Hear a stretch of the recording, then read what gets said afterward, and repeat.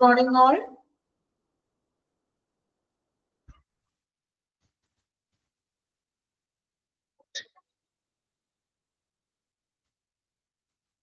Good morning. Strength വളരെ കുറവാണല്ലോ. ഓണത്തിന്റെ വെക്കേഷൻ ഒക്കെ കഴിഞ്ഞിട്ട് ആരും ക്ലാസ്സിലോട്ട് തിരിച്ചെത്തിയിട്ടില്ല തോന്നണോ അല്ലെ? കുറച്ചു പേരുള്ളല്ലോ. ഓണമൊക്കെ ആഘോഷിച്ചു എല്ലാവരും നന്നായിട്ടൊക്കെ ആഘോഷിച്ചോ? റെസ്പോൺസ് ഒന്നും ചെയ്യാത്ത തെറ്റി. ഞാൻ പറയണ കേൾക്കുന്നുണ്ടോ?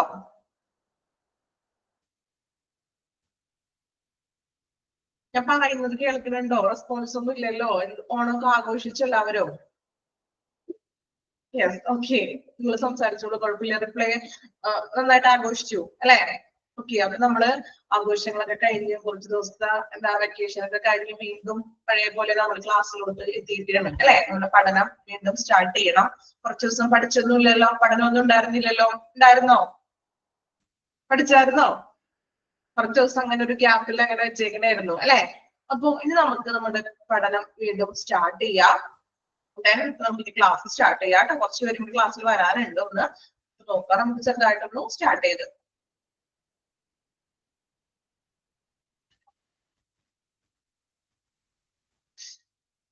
ഇപ്പൊ നമ്മള് ഫിഫ്ത് മൊഡ്യൂളിലെ ഹോസ്പിറ്റൽ അഡ്മിനിസ്ട്രേഷൻ എന്ന് പറഞ്ഞ ചാപ്റ്ററാണ് എടുത്തുകൊണ്ടിരുന്നത്. അപ്പൊ അതിലേക്ക് ഏകദേശം നമ്മൾ ചാപ്റ്റർ കംപ്ലീറ്റ് ചെയ്യുന്നതാണ്. ലാസ്റ്റ് സെക്ഷൻ ആണ് ഇനി എടുക്കാനായിട്ടുള്ളത്, റിസ്ക് മാനേജ്മെന്റ്. ഓക്കെ, ഓർക്കണുണ്ടോ നമ്മൾ എവിടെ വരെയാണ് എടുത്തതൊക്കെ? ഒന്ന് റിവൈസ് ചെയ്യാനുണ്ട്, കാരണം കുറച്ച് ദിവസത്തെ ഗ്യാപ്പ് ഒക്കെ ഉണ്ട്. അപ്പൊ ഇതും കൂടി കഴിഞ്ഞിട്ട് നമുക്ക് ഈ ചാപ്റ്റർ കംപ്ലീറ്റ് ആയിട്ട് റിവൈസ് ചെയ്യും. ഓക്കെ, അപ്പൊ റിസ്ക് മാനേജ്മെന്റ് ഈ ചാപ്റ്ററിലെ ലാസ്റ്റ് സെക്ഷൻ ആണ് risk management. Risk management as it applies to medical equipment and its safe use. Risk management എന്ന് പറയുന്നത് മെയിൻ ആയിട്ട് ഹോസ്പിറ്റലിലെ മെഡിക്കൽ എക്യുപ്മെന്റ്സിനെയാണ് നമ്മൾ ഉദ്ദേശിക്കുന്നത്. അതിന്റെ സേഫ് ആയിട്ടുള്ള യൂസ്, മെഡിക്കൽ എക്യുപ്മെന്റ്സിന്റെ ശരിയായിട്ടുള്ള സുരക്ഷിതമായിട്ടുള്ള ഉപയോഗത്തിനേക്കാണ് നമ്മൾ റിസ്ക് മാനേജ്മെന്റ് എന്ന് പറയുന്നത്. Risk management committee is formed to address the risk in the hospital. അതുപോലെ തന്നെ ഹോസ്പിറ്റലിൽ ഒരു റിസ്ക് മാനേജ്മെന്റ് കമ്മിറ്റി എന്ന് പറഞ്ഞൊരു കമ്മിറ്റി രൂപീകരിച്ചിട്ടുണ്ട്. ആ കമ്മിറ്റി എന്ന് പറഞ്ഞിട്ടുണ്ടെങ്കിൽ ഹോസ്പിറ്റലിൽ നമ്മൾ ഉപയോഗിക്കുന്ന മെഡിക്കൽ എക്യുപ്മെന്റ്സ് ഒക്കെ സുരക്ഷിതമായിട്ടൊക്കെ അത് കൈകാര്യം ചെയ്യാനൊക്കെയാണ് ഈ കമ്മിറ്റി തീരുമാനിക്കുന്നത്. Then the committee analyzes the risk incidents in the hospital and implements safe practices. Committee എന്താ അനലൈസ് ചെയ്യുന്നത്? എന്താണ് റിസ്കുകളൊക്കെ വരാണ്ടിരിക്കാനും, അതായത് എക്യുപ്മെന്റ്സുകളൊക്കെ ഉപയോഗിക്കുമ്പോൾ വലിയ വലിയ എക്യുപ്മെന്റ്സുകളൊക്കെ ഉണ്ട് ഹോസ്പിറ്റലിൽ അല്ലെ? അപ്പൊ ഈ എക്യുപ്മെന്റ്സിൽ നിന്നും അപകടങ്ങൾ, ഇൻസിഡൻസ്, അപകടങ്ങളൊന്നും വരാതിരിക്കാനുള്ള സേഫ് ആയിട്ടുള്ള നടപടിക്രമങ്ങളൊക്കെയാണ് ഈ ഒരു കമ്മിറ്റി ശുപാർശ ചെയ്യുന്നത്. അതാണ് റിസ്ക് മാനേജ്മെന്റ് കമ്മിറ്റി എന്ന് പറയുന്നത്. പ്രധാനമായിട്ടും മെഡിക്കൽ എക്യുപ്മെന്റ്സുകളുടെ സേഫ് ആയിട്ടുള്ള ഉപയോഗത്തെ കുറിച്ചാണ് റിസ്ക് മാനേജ്മെന്റ് പറയുന്നത്. ഇനി നെക്സ്റ്റ് വൺ ലാസ്റ്റ് നോക്കാം. Special safety measures for patients. അല്ലേ? Special safety measures for patients. Patientsന് നോക്കാം. For the safety of patients and their relatives, hospital follows the following safety measures. ഹോസ്പിറ്റലിൽ വരുന്ന പേഷ്യന്റിനും ഇനി പേഷ്യന്റിനും റിലേറ്റീവ്സിനും അവരുടെ സുരക്ഷയ്ക്കായിട്ട് ഹോസ്പിറ്റലിൽ ചെയ്യേണ്ട കാര്യങ്ങൾ എന്തൊക്കെയാണെന്ന് ഒരു ഓവറോൾ ആയിട്ടുള്ള പോയിന്റ്സുകളാണ് പറഞ്ഞിരിക്കുന്നത്. പേഷ്യന്റിന്റെ സുരക്ഷയ്ക്കും അതുപോലെ തന്നെ എന്താണ് റിലേറ്റീവ്സ്, ബൈസ്റ്റാൻഡർ ഉണ്ടാവുമല്ലോ പേഷ്യന്റിന്. സോ ഈ പേഷ്യന്റിന്റെ സുരക്ഷയ്ക്കും അല്ലെങ്കിൽ എന്താ ബൈസ്റ്റാൻഡർ റിലേറ്റീവ്സിന്റെ സുരക്ഷയ്ക്കും വേണ്ടിയിട്ട് ഒരു ഹോസ്പിറ്റലിൽ നമുക്ക് പ്രൊവൈഡ് ചെയ്യേണ്ട കാര്യങ്ങൾ എന്തൊക്കെയാണ് നോക്കാം. പോയിന്റ്സുകളാണ്, മനസ്സിലാക്കി പഠിച്ചാൽ മതി നിങ്ങൾ. Safety belts and railings for beds and wheelchairs. അല്ലേ? എന്നോട് പറയുന്നത് സേഫ്റ്റി ബെൽറ്റ് ഇപ്പൊ വീൽ ചെയറിലാണെങ്കിലും ബെഡ്സിലാണെങ്കിലും ഇപ്പൊ പേഷ്യന്റ് കിടക്കുന്ന ബെഡ്, അതുപോലെ വീൽ ചെയറിലൊക്കെ ആണെങ്കിൽ സേഫ്റ്റി ബെൽറ്റ് ഉണ്ടായിരിക്കണം. റെയിലിംഗ്സ് നമ്മൾ പഠിച്ചിട്ടുണ്ടല്ലോ, സൈഡ് റെയിൽ എന്നൊക്കെ പറഞ്ഞ് പഠിച്ചിട്ടില്ലേ? ബെഡിൽ നിന്ന് പേഷ്യന്റ് താഴേക്ക് വീഴാതിരിക്കാൻ വേണ്ടിയിട്ട് നമ്മൾ സൈഡ് റെയിൽ പോലെ വെക്കുന്നത്. സോ അതുപോലെ തന്നെ ഇപ്പൊ വീൽ ചെയറിലാണെങ്കിലും സേഫ്റ്റി ബെൽറ്റ് ഒക്കെ ഉണ്ടായിരിക്കണം. എന്തിനു വേണ്ടിയിട്ടാണ്? പേഷ്യന്റിന്റെ സുരക്ഷയ്ക്ക് വേണ്ടി. There is special attention to disabled and elderly patients. അതുപോലെ തന്നെ എൽഡർലി ആയിട്ടുള്ള അല്ലെ, കുറച്ച് മുതിർന്ന പേഷ്യൻസിനുണ്ട്, അതുപോലെ തന്നെ ഡിസേബിൾഡ് ആയിട്ടുള്ള പേഷ്യൻസുകൾ വരുമ്പോൾ അവർക്ക് കുറച്ചും കൂടി പ്രാധാന്യം നമ്മൾ കൂടുതൽ കൊടുക്കണമെന്ന്, സ്പെഷ്യൽ കെയർ കൊടുക്കണമെന്ന്. എൽഡർലി ആയിട്ടുള്ളവർക്കും അതുപോലെ തന്നെ എന്താണ് ഡിസേബിൾഡ് ആയിട്ടുള്ള പേഷ്യൻസുകൾക്കും കുറച്ചും കൂടി ഒരു പരിചരണം, ഒരു കൂടുതൽ റെസ്പെക്ട് കൊടുക്കുക. കോൾ ബെൽസ് ഇൻ പ്രൈവറ്റ് റൂംസുകളിൽ കോൾ ബെൽ എന്ന് പറഞ്ഞാൽ പെട്ടെന്ന് നമുക്ക് ഇപ്പൊ ഒരു പേഷ്യന്റിന് റൂംസിലൊക്കെ ആണെങ്കിൽ കോൾ ബെൽ ഉണ്ടാവും അല്ലെ, പെട്ടെന്ന് ഗേൾസിനെ വിളിക്കാനൊക്കെ ആയിട്ടുള്ള സംവിധാനങ്ങള്. Universal precautions in HIV positive and communicable diseases patients. അതുപോലെ തന്നെ കമ്മ്യൂണിക്കബിൾ ഡിസീസസ് ആയിട്ടുള്ള ഏതൊക്കെയാണ് HIV പോലുള്ള അല്ലെങ്കിൽ കോവിഡ് അങ്ങനെയുള്ള കമ്മ്യൂണിക്കബിൾ പെട്ടെന്ന് സ്പ്രെഡ് ആവുന്ന തരത്തിലുള്ള അസുഖങ്ങളൊക്കെ ഉള്ള പേഷ്യൻസ് ആണെങ്കിൽ അവർക്കുള്ള സ്പെഷ്യൽ ആയിട്ടുള്ള പ്രിക്കോഷൻസ് മുൻകരുതലുകൾ എടുക്കണം. കാരണം മറ്റുള്ള പേഷ്യൻസുകൾക്ക് വരാൻ പാടില്ല. സോ ഐസൊലേഷൻ ഒക്കെ കൊടുക്കുക, അങ്ങനെയുള്ള ഒരു പ്രിക്കോഷൻസുകൾ നൽകണം. Safe transportation of patients by following safe techniques. അതുപോലെ തന്നെ പേഷ്യന്റിനെ നമ്മളിപ്പോ ആംബുലൻസിലൊക്കെയാണ് ട്രാൻസ്പോർട്ട് ചെയ്യുന്നതെങ്കിലും സേഫ് ആയിട്ടുള്ള രീതിയിൽ ചെയ്യണം. Then caution signs boards at various places.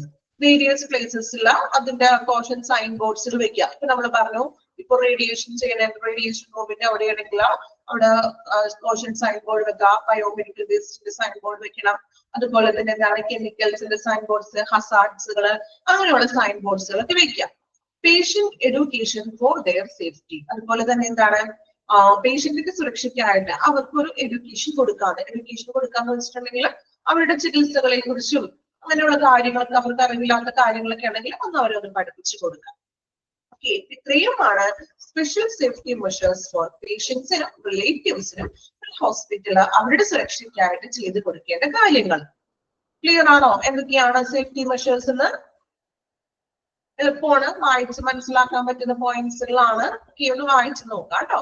Risk management നമ്മൾ ലാസ്റ്റ് വായിച്ച പോയിന്റ്സുകൾ ഒരു പ്രാവശ്യം ഒന്ന് വായിക്കുക.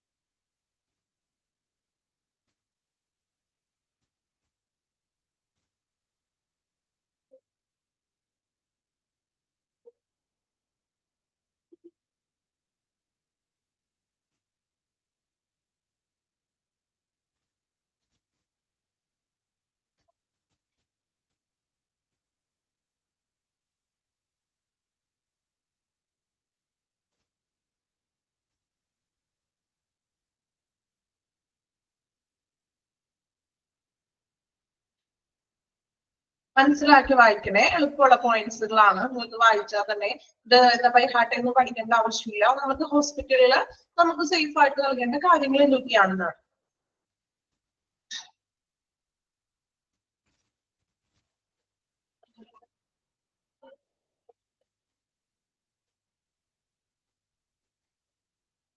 കംപ്ലീറ്റ് ചെയ്തോ വായിച്ച പോയിന്റ്സുകൾ?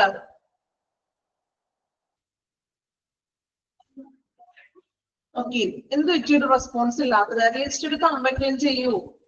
റെസ്പോൺസ് വേണമെന്ന് ഞാൻ നിങ്ങളോട് കഴിഞ്ഞ ക്ലാസ്സിൽ എനിക്ക് തോന്നുന്നു, ലാസ്റ്റ് ക്ലാസ്സിൽ ഞാൻ പറഞ്ഞു തോന്നുന്നു അല്ലെ. എന്തെങ്കിലും ചോദിക്കുമ്പോൾ റെസ്പോൺസ് ഒക്കെ ചെയ്യാം കേട്ടോ. കാര്യം നമുക്ക് എന്താ പറയാ മ്യൂട്ട് ചെയ്തിരിക്കുകയാണ്, സംസാരിക്കാൻ പറ്റില്ല. എങ്കിലോ നിങ്ങൾക്ക് കമന്റ്സിലൂടെയോ അല്ലെങ്കിൽ അതുപോലെ നമുക്ക് ചെയ്യാലോ. നിങ്ങൾ ആക്റ്റീവായിട്ട് ഇരുന്നാലല്ലേ ടീച്ചേഴ്സിനും അതുപോലെ തന്നെ ആക്റ്റീവായിട്ട് നിങ്ങളോട് മീൻസ് ടീച്ചേഴ്സ് മാത്രം ഇങ്ങനെ വരാൻ പറഞ്ഞിട്ടുണ്ടെങ്കിൽ നിങ്ങളുടെ സപ്പോർട്ട് കൂടി ആവശ്യമാണ് കേട്ടോ. ഓക്കെ, അപ്പൊ നമ്മളുടെ ഈ ഒരു ചാപ്റ്റർ ഇവിടെ കംപ്ലീറ്റ് ആയി. ഹോസ്പിറ്റൽ അഡ്മിനിസ്ട്രേഷൻ എന്ന് പറഞ്ഞൊരു ചാപ്റ്റർ ആയിരുന്നു. അത്യാവശ്യം ഒരു ഹോസ്പിറ്റലിലെ അഡ്മിനിസ്ട്രേറ്റീവ് തരത്തിലുള്ള എല്ലാ കാര്യങ്ങളും നമ്മൾ അവിടെ പഠിച്ചോ? നിങ്ങൾ പഠിച്ചോ? മോക്ക് ടെസ്റ്റ് ഒക്കെ അറ്റൻഡ് ചെയ്യണില്ലേ എല്ലാവരും? ഓക്കെ, അപ്പൊ നമുക്കിനി ജസ്റ്റ് ഒന്ന് റിവൈസ് ചെയ്യാനുണ്ട്. ഈ ചാപ്റ്റർ അത്യാവശ്യം ഒരു വലിയ ചാപ്റ്റർ ആയിരുന്നു. അപ്പോ ഏതെങ്കിലും ക്ലാസ്സുകൾ മിസ് ആയിട്ടുള്ളവർക്കൊക്കെ വേണ്ടിയിട്ട് കൂടിയാണ് നമ്മളൊന്ന് റിവൈസ് ചെയ്യുന്നത്. ഒരുപാട് ഡീറ്റെയിൽ ആയിട്ടൊന്നും പറഞ്ഞു പോണില്ല, എങ്കിലും ഒന്ന് ജസ്റ്റ് ഒന്ന് നമുക്കൊന്ന് ഓരോ പോയിന്റ്സുകളും ഇമ്പോർട്ടന്റ് ആയിട്ടുള്ള കാര്യങ്ങളൊന്ന് പറഞ്ഞു പോകാം. ഓക്കെ, അപ്പൊ അണ്ടർലൈൻ ചെയ്യാതെ എവിടെയെങ്കിലും വിട്ടു പോയിട്ടുണ്ടെങ്കിൽ നമ്മൾ വായിക്കുമ്പോൾ ഒന്ന് അണ്ടർലൈൻ ചെയ്ത് പോകാം കേട്ടോ.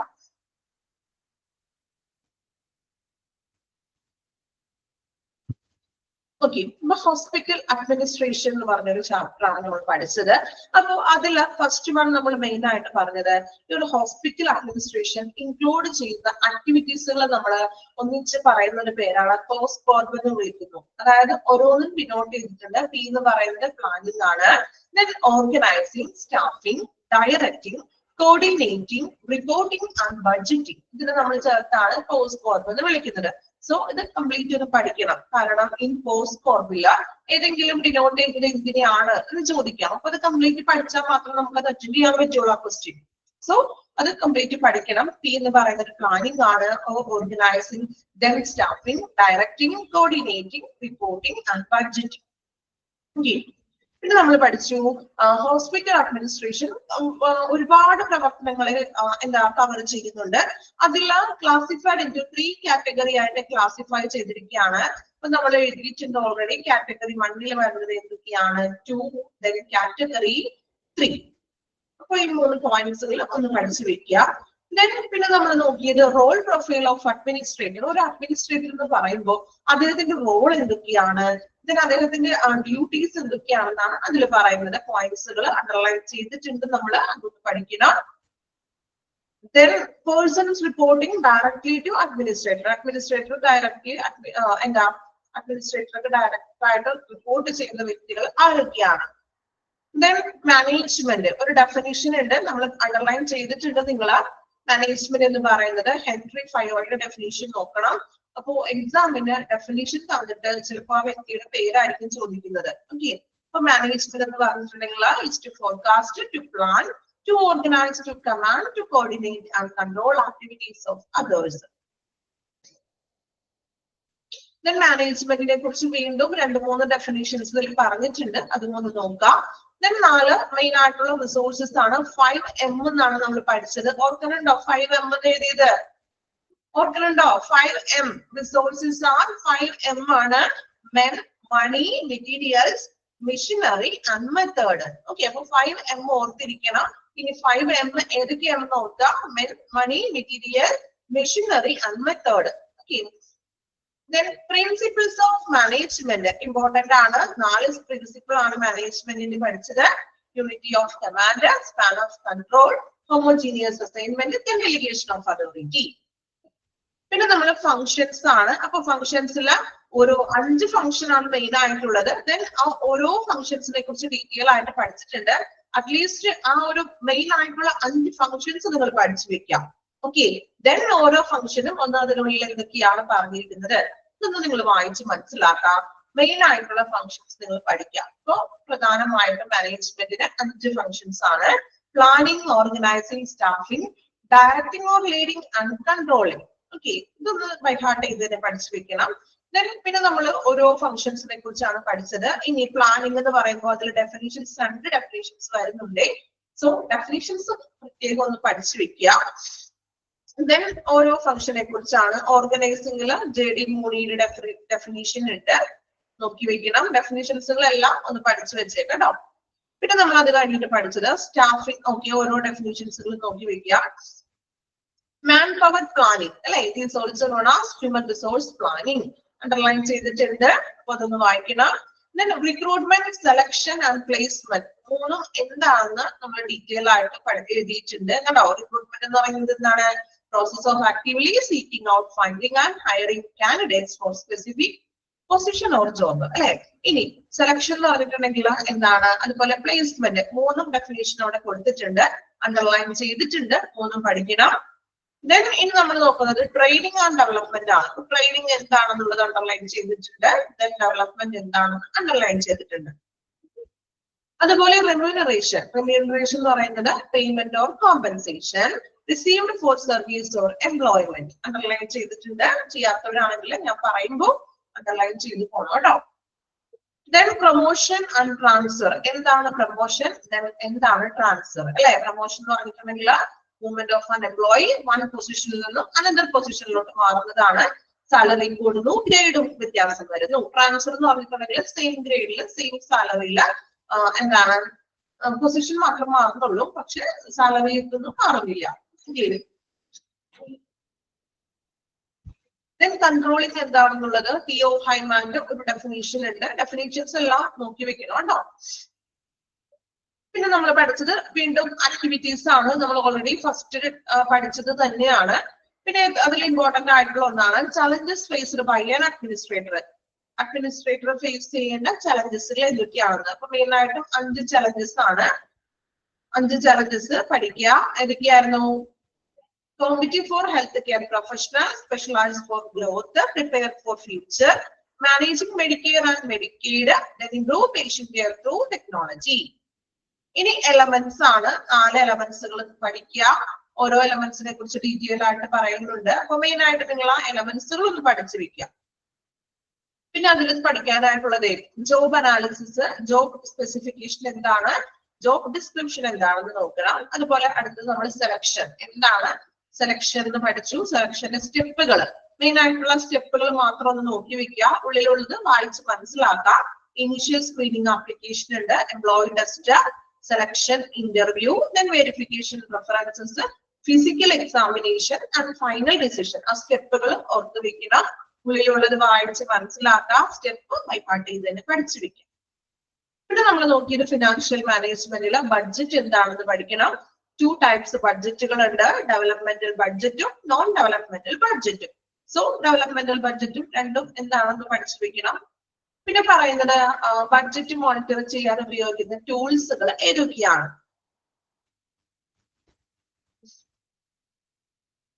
പിന്നെ നമ്മൾ നോക്കിയത് ടൈം മാനേജ്മെന്റും അതിന്റെ കുറച്ച് സ്റ്റെപ്സുകളാണ്. ഫെസിലിറ്റി മാനേജ്മെന്റ് എന്താണ്? ഫെസിലിറ്റി മാനേജ്മെന്റ് ഫസ്റ്റ് ഒക്കെ അത് പഠിക്കണം. പിന്നെ ഫങ്ഷൻസ് ഇമ്പോർട്ടന്റ് ആണ്. 5 ഫങ്ഷൻസ് ഉണ്ട്. ഫ്ലോ ചാർട്ട് പോലെ തന്നിരിക്കുന്നത്. So 5 functions: maintaining and optimising facilities, streamlining process, supporting people, then integrating technology, managing projects. Okay. Then next നമ്മൾ നോക്കിയത് ഇൻഡസ്ട്രിയൽ ഹൈജീൻ എന്താണെന്ന്. അപ്പൊ നമ്മൾ പറഞ്ഞു ഒരു കമ്പനിയിൽ അല്ലെങ്കിൽ ഒരു ഓർഗനൈസേഷനിൽ വർക്ക് ചെയ്യുമ്പോൾ അവിടെ ആ തൊഴിലാളികൾക്ക് എംപ്ലോയീസിന് ലഭിക്കേണ്ട ഇൻഡസ്ട്രിയൽ ആയിട്ടുള്ള ഹൈജീൻ അല്ലെ, അല്ലെങ്കിൽ ഇഞ്ചുറീസിൽ നിന്നോ ഇൽനെസ്സിൽ നിന്നോ അവർക്ക് ആ ഒരു വർക്ക് പ്ലേസിലെ കണ്ടീഷൻസിന് മീൻസ് അവർക്ക് നല്ലൊരു സുരക്ഷിതമായിട്ടുള്ള ഒരു വർക്ക് പ്ലേസ് ആയിരിക്കണം നൽകേണ്ടത്. അപ്പൊ നമ്മൾ അവിടെ പറഞ്ഞു അവർക്ക് ഒരുപാട് ഹസാർഡ്സ് ഒക്കെ ഉണ്ടാവും. അതിൽ നിന്നെല്ലാം എന്താണ് അവർക്ക് സുരക്ഷിതമായിരിക്കണം, നല്ലൊരു എന്താ പറയാ എല്ലാ സൗകര്യങ്ങളും ഉണ്ടായിരിക്കണം. ദെൻ ജോബ് ഹസാർഡ്സ് പ്രധാനമായിട്ടും കെമിക്കൽ ഹസാർഡ്സ് ഉണ്ട്, ബയോളജിക്കൽ, അതിന്റെ പ്രിവെന്റേഷൻ, ഫിസിക്കൽ ഹസാർഡ്സ്. പിന്നെ നമ്മൾ ഡിസ്റ്റൻസ് പഠിച്ചു അല്ലെ, അതായത് റേഡിയേഷൻ അയണൈസിംഗിന്റെ ഡിസ്റ്റൻസ്, അതായത് ഇപ്പൊ ഷീൽഡും ബാറ്റേഴ്സ് ഒക്കെ ധരിക്കാനൊക്കെ നമ്മൾ പഠിച്ചു. ദെൻ ഹസാർഡ് കമ്മ്യൂണിക്കേഷൻ എന്താണ്, ഒരു ഹോസ്പിറ്റലിലെ ഹസാർഡ് കമ്മ്യൂണിക്കേഷനെ കുറിച്ച് നോക്കിയായിരുന്നു. Then last one risk management എന്താണ്, അത് അണ്ടർലൈൻ ചെയ്തോ നിങ്ങള്. ഫസ്റ്റ് സെന്റൻസ് ഒന്ന് അണ്ടർലൈൻ ചെയ്യണം കേട്ടോ. ചെയ്തായിരുന്നോ? നമ്മൾ വായിച്ചപ്പോ ഞാൻ പറഞ്ഞോ അണ്ടർലൈൻ ചെയ്യാൻ. റിസ്ക് മാനേജ്മെന്റില് അണ്ടർലൈൻ ചെയ്തോ? ഇല്ല. ഓക്കെ, ഞാൻ വായിക്കുമെന്ന് അണ്ടർലൈൻ ചെയ്ത് വെക്കാം കേട്ടോ. Risk management as it applies to medical equipment and it safe use. First line മാത്രം ഒന്ന് അണ്ടർലൈൻ ചെയ്താൽ മതി. Risk management as it applies to medical equipment and its safe use. Okay. Then last നമ്മൾ നോക്കിയത് special safety measures for patients. പേഷ്യൻസിനൊക്കെ വേണ്ടിയിട്ടുള്ള special ആയിട്ടുള്ള സുരക്ഷ നമ്മൾ നൽകേണ്ട സേഫ്റ്റി ആയിട്ടുള്ള കാര്യങ്ങൾ എന്തൊക്കെയാണ്. ഇത്രയുമാണ് നമ്മൾ ഈ ഒരു ഹോസ്പിറ്റൽ അഡ്മിനിസ്ട്രേഷൻ എന്നുള്ള ചാപ്റ്ററിൽ പഠിച്ചത്. ഏകദേശം ഒരു ഐഡിയ ഒക്കെ കിട്ടിയോ? അതിന് വേണ്ടിയിട്ട് ഞാൻ കുറച്ച് സമയം പോയാൽ കുഴപ്പമില്ല. അത്യാവശ്യം വലിയൊരു ചാപ്റ്റർ ആണല്ലോ. ഒന്ന് റിവൈസ് ചെയ്തത് ഡീറ്റെയിൽ ആയിട്ടൊന്നും പറഞ്ഞു പോകാനായിട്ട് പറ്റില്ല. എങ്കിലും ജസ്റ്റ് ഒന്ന് നമ്മള് മെയിൻ ആയിട്ടുള്ള പോയിന്റ്സുകളൊക്കെ ഒന്ന് നോക്കിയിട്ടുണ്ട്. ഒരുപാട് പഠിക്കാനുണ്ട്. കുഞ്ഞു കാര്യങ്ങളാണെങ്കിലും പഠിക്കാനുണ്ട്. പഠിക്കണം നന്നായിട്ട്.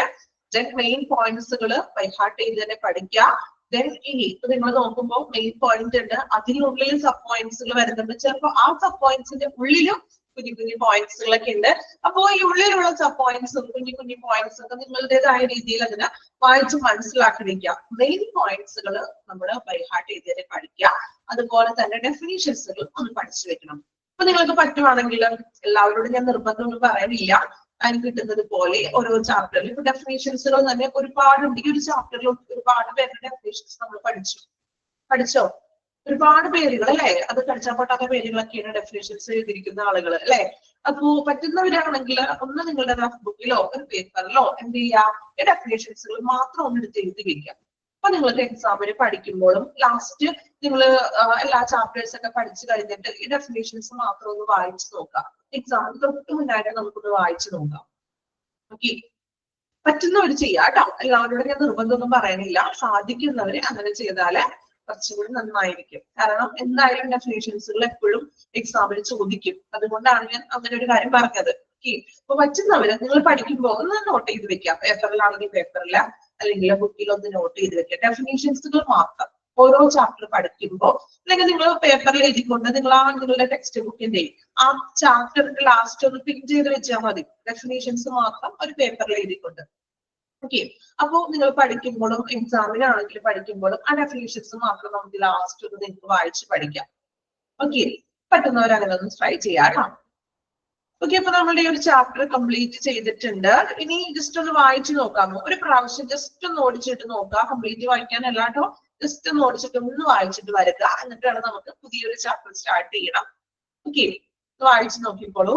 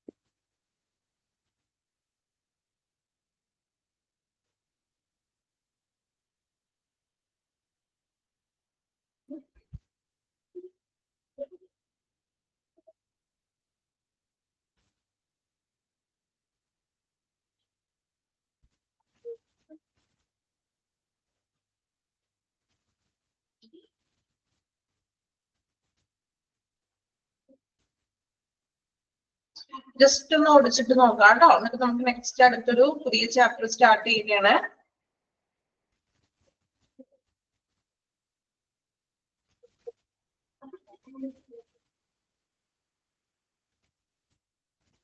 ഓക്കെ, വായിച്ച സമയം പോയിക്കൊണ്ടിരിക്കും. അപ്പൊ നന്നായിട്ട് വായിക്കണം, പഠിക്കാനുണ്ട്.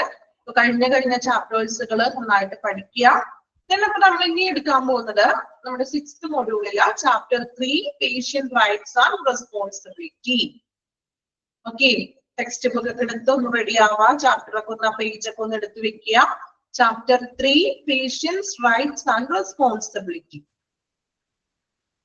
എല്ലാവരും ചാപ്റ്റർ ഒക്കെ ഒന്ന് എടുത്ത് പേജ് ഒക്കെ ഒന്ന് റെഡിയാക്കി വെക്കുക. ഓക്കെ ആയിട്ട് നമുക്ക് ക്ലാസ് സ്റ്റാർട്ട് ചെയ്യാം.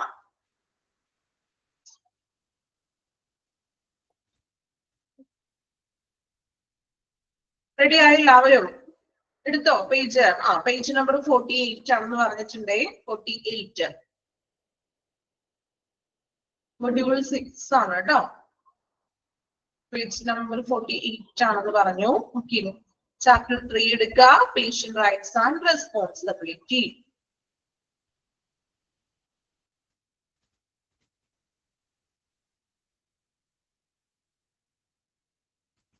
എടുത്തോ എല്ലാവരും? റെഡി ആയോ? ചാപ്റ്റർ ഒക്കെ എടുത്ത് വെച്ചോ? പേജ് ഒക്കെ ഓക്കെ ആണോ? ഓക്കെ ആണോ? ഓക്കെ, ഇനി പേജ് കിട്ടാത്തവരുണ്ടോ? ചാപ്റ്റർ കിട്ടാത്തവർ ആരെങ്കിലും ഉണ്ടോ? ഓക്കെ, അപ്പൊ നമ്മൾ ഇനി പുതിയൊരു ചാപ്റ്റർ ആണ്. അപ്പൊ നമ്മൾ ഇത്രയും പഠിച്ചത് അഡ്മിനിസ്ട്രേറ്ററിനെ കുറിച്ചൊക്കെയാണ് അല്ലെ. നമുക്ക് അവിടെ വലിയ റോളൊന്നും ഉണ്ടായിരുന്നില്ല. പക്ഷെ ഇനി നമ്മൾ എടുക്കാൻ പോകുന്ന ചാപ്റ്ററില് പേഷ്യൻസിനാണ് റോള് അല്ലെ. നമ്മൾ ഓരോരുത്തരുമാണ് ഹോസ്പിറ്റലിലെ പേഷ്യൻസ്. സോ പേഷ്യൻസിന്റെ റോൾസിനെ കുറിച്ചും പേഷ്യൻസിന്റെ റൈറ്റ്സ് എന്തൊക്കെയാണ് അല്ലെങ്കിൽ നമ്മുടെ റെസ്പോൺസിബിലിറ്റി എന്തൊക്കെയാണ് അതാണ് നമ്മൾ ഈ ചാപ്റ്ററിൽ പഠിക്കുന്നത്. സോ ഇതിൽ ഏറെക്കുറെ നമുക്ക് പരിചയമായിട്ടുള്ള കാര്യങ്ങളാണ്. നമ്മൾ ഓരോരുത്തരും ഹോസ്പിറ്റലിൽ പോകുമ്പോൾ നമുക്ക് ലഭിക്കുന്ന അല്ലെങ്കിൽ നമുക്ക് ലഭിക്കാത്തത് എന്തൊക്കെയാണ് അല്ലെ. ഇതൊക്കെയാണ് നമ്മൾ ഇതിലൂടെ പഠിക്കാൻ പോകുന്നത്. സിമ്പിൾ ആയിട്ടുള്ള ചാപ്റ്റർ ആണ്. വലിയ ബുദ്ധിമുട്ടൊന്നും ഇല്ല. പഠിച്ചാൽ പെട്ടാത്ത വാക്കുകളൊന്നും ഇല്ല. ഈസി ആയിട്ട് നമുക്ക് പഠിച്ചു പോകാം. സോ ഇപ്പൊ നമുക്കറിയാം ഹോസ്പിറ്റൽ അല്ലെ. ഒരു ഹോസ്പിറ്റൽ എന്ന് പറയുമ്പോൾ കുറെ ഡിപ്പാർട്ട്മെന്റ്സുകൾ ഉണ്ട്, ഒരുപാട് സ്റ്റാഫുകളുണ്ട്, ഡോക്ടേഴ്സ് ഉണ്ട്, നഴ്സസ് ഉണ്ട്, അതിൽ കൂടാതെ പലതരത്തിലുള്ള സ്റ്റാഫുകളുണ്ട്, എങ്കിലും മാനേജ്മെന്റ് ഉണ്ട് അല്ലെ. ഇവരൊക്കെ ഉണ്ടെങ്കിലും അവിടെ ഏറ്റവും കൂടുതൽ ഇമ്പോർട്ടൻസ് ആർക്കാണ് കൊടുക്കുന്നത്? ഹോസ്പിറ്റലില്. ആർക്കാണ് ഹോസ്പിറ്റലിൽ ഏറ്റവും ഇമ്പോർട്ടന്റ് ഫാക്ടർ എന്ന് പറയുന്നത്? പേഷ്യന്റ് ആണ് അല്ലെ. ഒരു ഹോസ്പിറ്റലില് വലിയ ബിൽഡിംഗ് ഒക്കെയാണ്, എല്ലാ സംവിധാനങ്ങളും ഉണ്ട്, കുറെ ഡോക്ടേഴ്സ് ഉണ്ട്, നഴ്സുമാരുണ്ട്, എന്താ പറയാ എക്യുപ്മെന്റ്സ് ഉണ്ട്, ടെക്നോളജി ഉണ്ട്. ഇതൊക്കെ ഉണ്ടെങ്കിലും പേഷ്യന്റ് ഇല്ലെങ്കിൽ ഒരു ഹോസ്പിറ്റല് റണ്ണിങ് ആണോ? ആണോ? എല്ലാ സംവിധാനങ്ങളും ഉണ്ട്, പക്ഷെ അവിടെ പേഷ്യൻസ് ചെല്ലുന്നില്ല എങ്കിൽ ആ ഹോസ്പിറ്റൽ നല്ല രീതിയിൽ റണ്ണിങ് ആയി പോകുമോ? ഇല്ല. സോ പേഷ്യൻസ് ആണ് അവിടുത്തെ ഏറ്റവും പ്രധാനപ്പെട്ട റോൾ എന്ന് പറഞ്ഞിട്ടുണ്ടെങ്കിൽ അല്ലെ. അപ്പൊ പേഷ്യൻസ് ആണ് VIP എന്ന് പറഞ്ഞിട്ടുണ്ടെങ്കിൽ. സോ പേഷ്യൻസിന് കുറച്ച് റൈറ്റ്സ് ഒക്കെ ഉണ്ടെന്ന്, നമുക്ക് അവകാശങ്ങൾ ഉണ്ട്. നിങ്ങൾക്ക് അറിയോ, നമ്മൾ ഹോസ്പിറ്റലിൽ ചെല്ലാറുണ്ട് അല്ലെ. അപ്പൊ നമുക്ക് കുറച്ച് അവകാശങ്ങളൊക്കെ ഉണ്ട്, അതൊക്കെ നമുക്ക് ലഭിക്കണം. പേഷ്യന്റ് എന്ന നിലയ്ക്ക് നമുക്ക് ലഭിക്കേണ്ട അവകാശങ്ങൾ നമുക്ക് ലഭിച്ചിരിക്കണം. ഇതുവരെ നിങ്ങൾക്കും അറിയില്ലായിരിക്കാം അല്ലെ. അപ്പോ ഇതൊക്കെ പഠിച്ചു കഴിയുമ്പോഴേ എനിക്ക് ഇങ്ങനെ ഒരു അവകാശം ഉണ്ട്, ഇതൊക്കെ നമുക്ക് ലഭിക്കണം എന്നൊക്കെ നമ്മൾ അറിയണ്ടേ ഹോസ്പിറ്റലിൽ ചെല്ലുമ്പോൾ അല്ലെ. അവകാശങ്ങൾ മാത്രമല്ല നമുക്ക് റെസ്പോൺസിബിലിറ്റിയും ഉണ്ട് കേട്ടോ, രണ്ടും ഉണ്ട്. അപ്പോ എന്തൊക്കെയാണ് നമ്മളുടെ അവകാശങ്ങൾ എന്ന് നമുക്ക് നോക്കാം അല്ലെ. അപ്പോ എന്തൊക്കെയായിരിക്കും നമ്മളുടെ അവകാശങ്ങൾ ഒന്ന് പറഞ്ഞു നോക്കി നിങ്ങള്. ടെക്സ്റ്റ് ബുക്കിലൊന്നും ആരും നോക്കണ്ട, അല്ലാതെ തന്നെ ജനറൽ ആയിട്ടൊന്ന് ചിന്തിച്ചു നോക്കൂ. നിങ്ങളുടേതായ രീതിയിൽ പറഞ്ഞോളൂ. എന്താണ് ഒരു പേഷ്യന്റിനെ സംബന്ധിച്ച് പേഷ്യൻസിന്റെ അവകാശങ്ങൾ എന്ന് പറയുന്നത്? എന്തൊക്കെയായിരിക്കും അവകാശങ്ങള്? ആലോചിച്ച് നോക്കിയേ. നമ്മൾ ഓരോരുത്തരും പേഷ്യന്റ് ആയിട്ട് നമ്മൾ ഹോസ്പിറ്റലിൽ പോകാറുണ്ട് അല്ലെ. പരിഗണന. ഓക്കെ, നമുക്ക് പരിഗണന വേണം. വേറെ എന്തൊക്കെയാണ് വേണ്ടത്? പരിഗണന മാത്രം മതിയോ?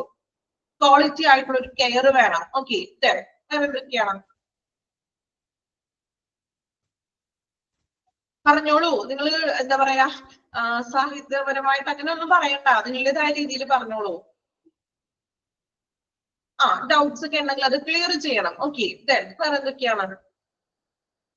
മെറ്റീരിയൽ കൺസൾട്ടേഷൻ വേണം. നല്ല രീതിയിലുള്ള ഒരു ചികിത്സ നമുക്ക് ലഭിക്കണം. അഫോർഡബിൾ ആയിട്ടുള്ള പ്രൈസ്. അത് നല്ല ഒരു നമ്മുടെ അവകാശമാണ് അല്ലെ. ഓക്കെ, വേറെ എന്തൊക്കെയാണ് നമുക്ക് ലഭിക്കേണ്ട പരിഗണനകള് അല്ലെങ്കിൽ റൈറ്റ്സ്, അവകാശങ്ങള്? അത്ര മതിയോ? ഇനി എന്താ ഓർക്കെങ്കിലോ? ഈ പോയിന്റ്സുകൾ പറയാനുള്ളവർ പറഞ്ഞോളൂ കേട്ടോ. നിങ്ങളുടെ മനസ്സിൽ എന്തൊക്കെയാണ് നിങ്ങൾക്ക് നേടേണ്ട അല്ലെങ്കിൽ നിങ്ങൾക്ക് ലഭിക്കേണ്ട അവകാശങ്ങള്? എൻക്വയറി, അന്വേഷണങ്ങളാണോ, സംശയങ്ങൾ ഇതാണോ ഉദ്ദേശിച്ചത്? ഓക്കെ, വേറെ എന്തൊക്കെയാണ്? നമ്മളോട് നല്ലൊരു ബെറ്റർ എന്താ പറയാ ബിഹേവിയർ എങ്ങനെയായിരിക്കണം? നല്ല രീതിയിൽ പെരുമാറണ്ടേ? അങ്ങനെ നമ്മൾ ആഗ്രഹിക്കണില്ലേ? നമ്മുടെ അവകാശമല്ലേ? എപ്പോഴും ഭയങ്കര റൂഡായിട്ട് പെരുമാറുന്നതാണോ നിങ്ങൾക്ക് ഇഷ്ടം? നല്ല രീതിയിൽ ഒരു മാനേഴ്സ് അല്ലെങ്കിൽ ബിഹേവ് ചെയ്യണം അല്ലെ. സോ നിങ്ങൾ പറഞ്ഞ പോയിന്റ്സ് ഒക്കെ ശരിയാണ്. നല്ല ക്വാളിറ്റി കിട്ടണം, സ്മൈൽ ആയിരിക്കണം അല്ലെ. ഓക്കെ, എപ്പോഴും സ്മൈൽ ആയിരിക്കണം എന്നൊന്നും ഇല്ല കേട്ടോ. അപ്പോ എന്താ പറയുന്നത്, കെയർ വേണം, അതുപോലെ ക്വാളിറ്റി ആയിട്ടുള്ള ഒരു പരിചരണം കിട്ടണം, ട്രീറ്റ്മെന്റ്സുകൾ ലഭിക്കണം, ദെൻ സംശയങ്ങളൊക്കെ ഉണ്ടെങ്കിൽ ഡൗട്ട്സ് ഒക്കെ ക്ലിയർ ചെയ്യണം അല്ലെ. ഇതൊക്കെയാണ് നമുക്ക് കിട്ടേണ്ട അവകാശങ്ങൾ. ഇതെല്ലാം ശരിയാണ്. ദെൻ ഇനി നമുക്ക് നമ്മുടെ ചാപ്റ്ററിലോട്ട് കടക്കാം. Patient rights and responsibility. Okay, അപ്പോ ആക്റ്റീവായിട്ട് ഇരിക്കുക എല്ലാവരും. പുതിയൊരു ചാപ്റ്റർ സ്റ്റാർട്ട് ചെയ്യുന്നതാണ്.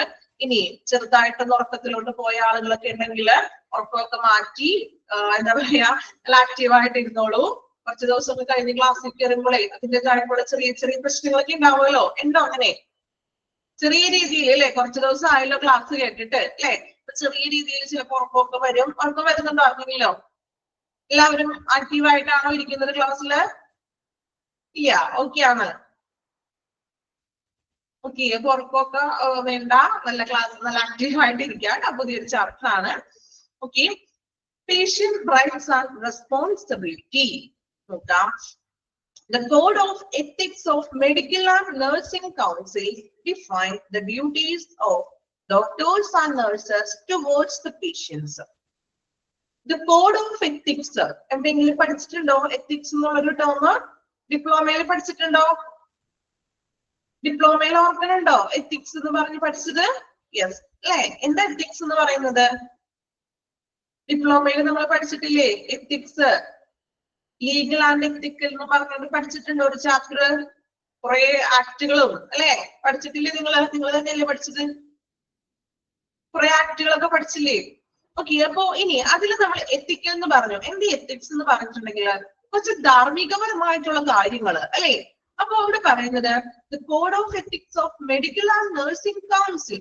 ഈ മെഡിക്കൽ ആൻഡ് നഴ്സിംഗ് കൗൺസിലുകളുടെ ഒരു ധാർമ്മികമായിട്ടുള്ള അവരുടെ എത്തിക്സിൽ അവർ പറയുന്നത് എന്താണ്? The duties of doctors and nurses towards the patients അല്ലെ. അതായത് എന്താണ് ഡോക്ടർമാരുടെയും നഴ്സുമാരുടെയും രോഗികളോടുള്ള ആ ഒരു പെരുമാറ്റം. എങ്ങനെയാണ് രോഗികളോടുള്ള അവർ പെരുമാറേണ്ടത്, അല്ലെങ്കിൽ ഡോക്ടർമാരും രോഗികളും അല്ലെങ്കിൽ നഴ്സുമാരും രോഗികളോടുള്ള കടമകൾ എങ്ങനെയാണ് രോഗികളെ അവർ പരിചരിക്കുന്നത്, ട്രീറ്റ് ചെയ്യുന്നത്, ഇതൊക്കെയാണ് മെഡിക്കൽ ആൻഡ് നഴ്സിംഗ് കൗൺസിലിംഗിന്റെ എത്തിക്സിൽ പറയുന്നത്. അതായത് ഒരു പേഷ്യൻസിനെ ഡോക്ടേഴ്സ് ആണെങ്കിലും നഴ്സുമാരും അവര് പേഷ്യൻസിനോടുള്ള കടമകൾ എന്തൊക്കെയാണ്, അതായത് പേഷ്യൻസിന് വേണ്ടി അവർ എന്തൊക്കെയാണ് ചെയ്യേണ്ടത് എന്നതാണ് ഈ മെഡിക്കൽ ആൻഡ് നഴ്സിംഗ് എത്തിക്സിൽ പറയുന്നത്. Thus, these duties from the basis of a patient rights. അല്ലെ, ഇത് എന്താണ്? സോ ഈ കടമകൾ എന്ന് പറഞ്ഞിട്ടുണ്ടെങ്കിൽ അതായത് ഈ ഡോക്ടേഴ്സും നഴ്സസും പേഷ്യൻസിന് കൊടുക്കേണ്ടതായിട്ടുള്ള കുറെ കടമകളുണ്ട്. അതായത് നല്ല ട്രീറ്റ്മെന്റ്സ് കൊടുക്കണം, കെയർ കൊടുക്കണം അല്ലെ. അപ്പോ ഇങ്ങനെ കൊടുക്കുക എന്നുള്ളത് പേഷ്യൻസിന്റെ റൈറ്റ്സ് ആണെന്ന്, നമ്മുടെ ഓരോരുത്തരുടെയും അവകാശമാണ്. ഡോക്ടേഴ്സും നഴ്സും നമുക്കുള്ള സേവനങ്ങൾ നൽകണം, ട്രീറ്റ്മെന്റ്സുകൾ നൽകുക എന്നത് ഓരോ പേഷ്യൻസിന്റെയും അവകാശമാണ് അല്ലെ. ഇപ്പൊ ഒരു പേഷ്യന്റ് ഹോസ്പിറ്റലിൽ ചെന്നു, ഇപ്പൊ ഡോക്ടർ പറയണ എനിക്ക് നോക്കാൻ പറ്റില്ല, അങ്ങനെ പറയാൻ പാടുണ്ടോ ഡോക്ടേഴ്സ് അല്ലെങ്കിൽ നഴ്സസ് പറയുന്നത്? ഈ രോഗിയെ ഞാൻ പരിചരിക്കുന്നില്ല, എനിക്ക് കെയർ ചെയ്യാൻ പറ്റില്ല, അങ്ങനെ പറയാൻ പാടുണ്ടോ? അത് അവരുടെ എത്തിക്സിന് വിരുദ്ധമാണ്. കണ്ടോ, മെഡിക്കൽ എത്തിക്സിൽ അവർ പറയുന്നത് എന്താണ്? ഡോക്ടേഴ്സും നഴ്സസും രോഗികളോടുള്ള കടമകൾ കൃത്യമായിട്ട് നിറവേറ്റണം. അത് ഓരോ പേഷ്യൻസിന്റെ അവകാശമാണ്. അപ്പോ ഈക്വൽ ആയിട്ട് എല്ലാ പേഷ്യൻസിനും ഒരുപോലെ പരിചരണം നൽകണം. Okay, then right to personal dignity and to receive care without any from stigma and discrimination. കണ്ടോ, right to personal dignity എന്താണ് പറയുന്നത്? ഒരു തരത്തിലുള്ള without any from stigma and എന്താ ഡിസ്ക്രിമിനേഷൻ. ഒരു സ്റ്റിഗ്മ എന്ന് പറയുമ്പോൾ ഇതുപോലെ വേർതിരിവ് കാണിക്കുമല്ലോ, ഡിസ്ക്രിമിനേഷൻ, പലതരത്തിലുള്ള വേർതിരിവുകൾ അല്ലെ. ഒരു തരത്തിലുള്ള വിവേചനങ്ങളും അല്ലെങ്കിൽ വേർതിരിവും കൂടാതെ പേഷ്യൻസിന്റെ പേഴ്സണൽ ഡിഗ്നിറ്റി, വ്യക്തിപരമായിട്ടുള്ള ഒരു അന്തസ്സിനൊക്കെ ആയിട്ട് എന്ത് വേണം? പരിചരണം ലഭിക്കണം. അതായത് നമ്മൾ ഒരു തരത്തിലും വേർതിരിവ് കാണിക്കാൻ പാടില്ല. അതായത് ചിലപ്പോ ഇപ്പൊ കാസ്റ്റിന്റെ പേരിലാവാം, അല്ലെങ്കിൽ എന്താണ് പല സെക്സ്, ഏജ് അല്ലെ, ഏജ് ആകാം, അല്ലെങ്കിൽ ജെൻഡർ ഐഡന്റിഫിക്കേഷൻ ആകാം. സോ ഒരു തരത്തിലുള്ള ഡിസ്ക്രിമിനേഷൻ ഇല്ലാതെ എല്ലാ പേഷ്യൻസിനും ഒരുപോലെ നമ്മൾ എന്ത് കൊടുക്കുക? കെയർ കൊടുക്കണം, treatments കൊടുത്തിരിക്കണം. Accommodating and respecting their special needs such as spiritual and cultural preferences. Accommodating and respecting special needs. അതുപോലെ തന്നെ എന്താണ്? ആത്മീയവും അതുപോലെ തന്നെ സ്പിരിച്വൽ ആൻഡ് കൾച്ചറൽ പ്രിഫറൻസ്. ആത്മീയമായിട്ടുള്ളതും അല്ലെങ്കിൽ കൾച്ചറൽ ആയിട്ടുള്ള സാംസ്കാരികമായിട്ടുള്ള മുൻഗണനകൾ പോലുള്ള പ്രത്യേകതകൾ, പേഷ്യൻസിന്റെ പ്രത്യേകതകളും അവർ പരിഗണിക്കണം. Then right to confidentiality about their medical condition. അതുപോലെ പേഷ്യൻസിന്റെ മെഡിക്കൽ കണ്ടീഷന് ഒരു എന്താ കോൺഫിഡൻഷ്യാലിറ്റി എന്ന് പറഞ്ഞിട്ടുണ്ടെങ്കിൽ രഹസ്യ സ്വഭാവമായിരിക്കണം എന്ന്. അതായത് ഇപ്പോ പേഷ്യൻസിന് നമ്മൾ പഠിച്ചിട്ടുണ്ട്, നിങ്ങൾ പേഷ്യൻസിന്റെ മെഡിക്കൽ റെക്കോർഡ്സുകളും മറ്റുള്ളവർക്ക് നമുക്ക് റിലീസ് ചെയ്യാൻ പാടില്ല അല്ലെ, അത് ലീഗലായിട്ട് തെറ്റാണ്. അപ്പൊ അത് കൃത്യമായിട്ട് പേഷ്യൻസിന്റെ റെക്കോർഡ്സുകളൊക്കെ കീപ്പ് ചെയ്യുക. അവരുടെ ചികിത്സാപരമായിട്ടുള്ള മെഡിക്കൽ കണ്ടീഷൻ എന്താണോ അത് സേഫ് ആയിട്ടിരിക്കണം. അല്ലാതെ അത് പുറമെ മറ്റുള്ളവർക്ക് പറഞ്ഞു കൊടുക്കാനൊന്നും പാടില്ല, രഹസ്യമായി തന്നെ പുലർത്തണം. ഓക്കെ, ഇത്രയുമാണ് ഫസ്റ്റ് പാർട്ടിൽ പറയുന്നത്. അപ്പൊ പേഷ്യൻസിന്റെ റൈറ്റ് എന്ന് പറഞ്ഞിട്ടുണ്ടെങ്കിൽ എന്താണ്? ഡോക്ടേഴ്സും നഴ്സസുമാരിൽ നിന്നും നല്ലൊരു സേവനം പേഷ്യൻസിന്റെ അവകാശമാണ്. ഒരു ഡിസ്ക്രിമിനേഷനും കൂടാതെ പേഷ്യൻസിന് പരിചരണം നൽകിയിരിക്കണം. ഓക്കെ, ക്ലിയർ ആണോ? ഫസ്റ്റത്തെ ഭാഗം ജസ്റ്റ് ഒരു ഔട്ട്ലൈൻ ആണ് കേട്ടോ പറയുന്നത്. ഓക്കെ ആണോ? ഒന്ന് വായിച്ചു നോക്കാം അല്ലെ? ഒന്ന് വായിച്ചു നോക്കിക്കോളൂ. പ്രത്യേകിച്ച് അണ്ടർലൈൻ ചെയ്യാനൊന്നും ഇല്ല കേട്ടോ. ജസ്റ്റ് ഒരു ടോട്ടൽ ആയിട്ടുള്ള ഒരു പേഷ്യന്റിന്റെ അവകാശങ്ങളെ കുറിച്ചിട്ടുള്ള ഔട്ട്ലൈൻ ആണ് പറഞ്ഞത്. വായിച്ചു നോക്കാം.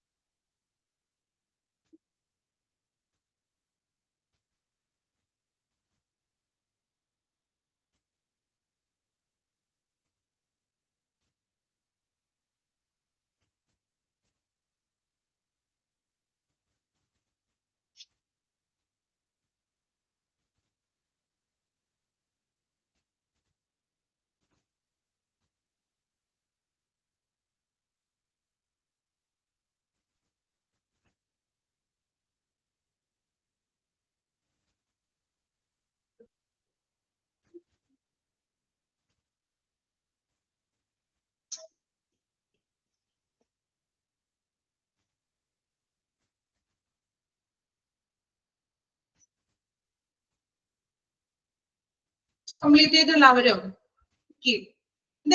നമുക്ക് നോക്കാം പേഷ്യന്റ് റൈറ്റ്സ്. നമ്മൾ പറഞ്ഞു ഒരു പേഷ്യന്റ് എന്ന നിലയ്ക്ക് പേഷ്യൻസിന് ഒരുപാട് അവകാശങ്ങളുണ്ട്. ഇതൊക്കെയാണ് പേഷ്യൻസിന്റെ അവകാശങ്ങൾ എന്നാണ് പറയുന്നത്. നമ്പർ ഇട്ടിട്ടുണ്ട് ഓരോ അവകാശങ്ങളും. then അതിനെ കുറിച്ചുള്ള ഡീറ്റെയിൽ ആയിട്ടാണ് പറഞ്ഞിരിക്കുന്നത്. ഫസ്റ്റ് വൺ നമുക്ക് ഏതൊക്കെയാണ് ആ റൈറ്റ്സ് എന്ന് നോക്കാം. ഫസ്റ്റ് റൈറ്റ് എന്ന് പറഞ്ഞിട്ടുണ്ടെങ്കിൽ കെയർ അല്ലെ, പരിചരണം കിട്ടണം. then second confidentiality and dignity. നമ്മളുടെ എന്താണ് പേഷ്യന്റിന് ഒരു പേഷ്യന്റിന്റെ ഡീറ്റെയിൽസും കാര്യങ്ങളൊക്കെ രഹസ്യാത്മകമായിരിക്കണം. അതുപോലെ വ്യക്തിപരമായിട്ടുള്ള ഒരു അന്തസ് ഉണ്ടായിരിക്കണം. Information, preferences, right to redress, പരാതികളൊക്കെ ഉണ്ടെങ്കിൽ അത് പരിഹരിക്കണം. ഓക്കെ, ഇപ്പൊ 5 റൈറ്റ്സ് ആണ് മെയിൻ ആയിട്ട് പറയുന്നത്. ഇനി ഓരോ റൈറ്റുകളെ കുറിച്ചാണ് നമ്മൾ ഇനി പഠിക്കാൻ പോകുന്നത്. അപ്പോ ഫസ്റ്റ് വൺ നോക്കാം, കെയർ, പരിചരണം അല്ലെ. പരിചരണം എന്ന് പറയുമ്പോൾ ഒരു പേഷ്യന്റിന് ഏറ്റവും ആദ്യം വേണ്ട അല്ലെ എന്താണ്? ഒന്നാണ് കെയർ കൊടുക്കാം. ഹോസ്പിറ്റലിൽ ചെല്ലുമ്പോൾ പേഷ്യന്റിന് ആവശ്യമായിട്ടുള്ള കെയർ കൊടുക്കാം. നോക്കാം, patients have a right to receive treatment irrespective of their type of primary associated illness, socio-economic status, age, gender, sexual orientation, religion, caste, cultural preferences, linguistic and geographical origins or political affiliation. എന്താണ് പറയുന്നത്? Patients have right to receive treatment. പേഷ്യൻസിന് എന്താ treatment receive ചെയ്യാൻ, സ്വീകരിക്കാനുള്ള, പേഷ്യന്റിന് എന്താ treatment കിട്ടണമെന്ന്, ചികിത്സ ലഭിക്കാനുള്ള അവകാശമുണ്ട്. എങ്ങനെയൊക്കെയാണ്? പ്രൈമറി ആൻഡ് അസോസിയേറ്റഡ് ഇൽനെസ്, ഇപ്പൊ അസുഖങ്ങൾ വരുന്ന നമ്മൾ ഹോസ്പിറ്റലിൽ ചെല്ലുമ്പോൾ പേഷ്യൻസിന് സോഷ്യോ ഇക്കണോമിക് സ്റ്റാറ്റസ്, അതായത് അവരുടെ ഇക്കണോമിക് സ്റ്റാറ്റസ് എങ്ങനെയാണ്, ഏജ്, അതുപോലെ ജെൻഡർ, ഫീമെയിൽ ആണോ, അങ്ങനെയുള്ള കാര്യങ്ങൾ, religious, caste, cultural preferences, linguistic, പല ഭാഷകളിലുള്ളവരുണ്ടാവാം, പല ജിയോഗ്രഫിക്കൽ, പല ഏരിയയിൽ നിന്നുള്ളവരുണ്ടാവാം, പല രീതിയിലുള്ള പൊളിറ്റിക്കൽ അഫിലിയേഷൻ എന്നുള്ള വ്യക്തികൾ ഉണ്ടാകാം. പക്ഷെ ഈ ഒരു തരത്തിലുള്ള അല്ലെ എന്താ പറയാ ഒരു ഇതൊന്നും പരിഗണിക്കാതെ തന്നെ, അതായത് ഇങ്ങനെയൊന്നും നോക്കിയിട്ടല്ല ഒരു ഹോസ്പിറ്റലിലെ പേഷ്യന്റിന് ഇപ്പോ അവന് ഇക്കണോമിക് സ്റ്റാറ്റസ് ഉണ്ടോ, അവനിപ്പോ താഴ്ന്നതിലാണെങ്കിൽ അവനെ ചികിത്സിക്കില്ല, അങ്ങനെയെല്ലാം മറിച്ച് എന്താണ് ഇതൊന്നും പരിഗണിക്കാതെ ഇപ്പൊ അവന്റെ സ്റ്റാറ്റസ് നോക്കണ്ട, ഏജ് നോക്കരുതും, അതുപോലെ തന്നെ ഏതാണ് ജെൻഡർ, അതുപോലെ കൾച്ചറൽ, അവരുടെ സാംസ്കാരികമായിട്ടുള്ളത്, നമ്മുടെ കാസ്റ്റ് ഏതാണ്, ഈ പരിഗണനകൾ ഒന്നും നോക്കാതെ എല്ലാ പേഷ്യൻസിനും ഈക്വൽ ആയിട്ടുള്ള ട്രീറ്റ്മെന്റ് റിസീവ് ചെയ്യണം. ട്രീറ്റ്മെന്റ്സ് കൊടുക്കുക. അതാണ് ഫസ്റ്റ് പോയിന്റിൽ പറയുന്നത് അല്ലെ.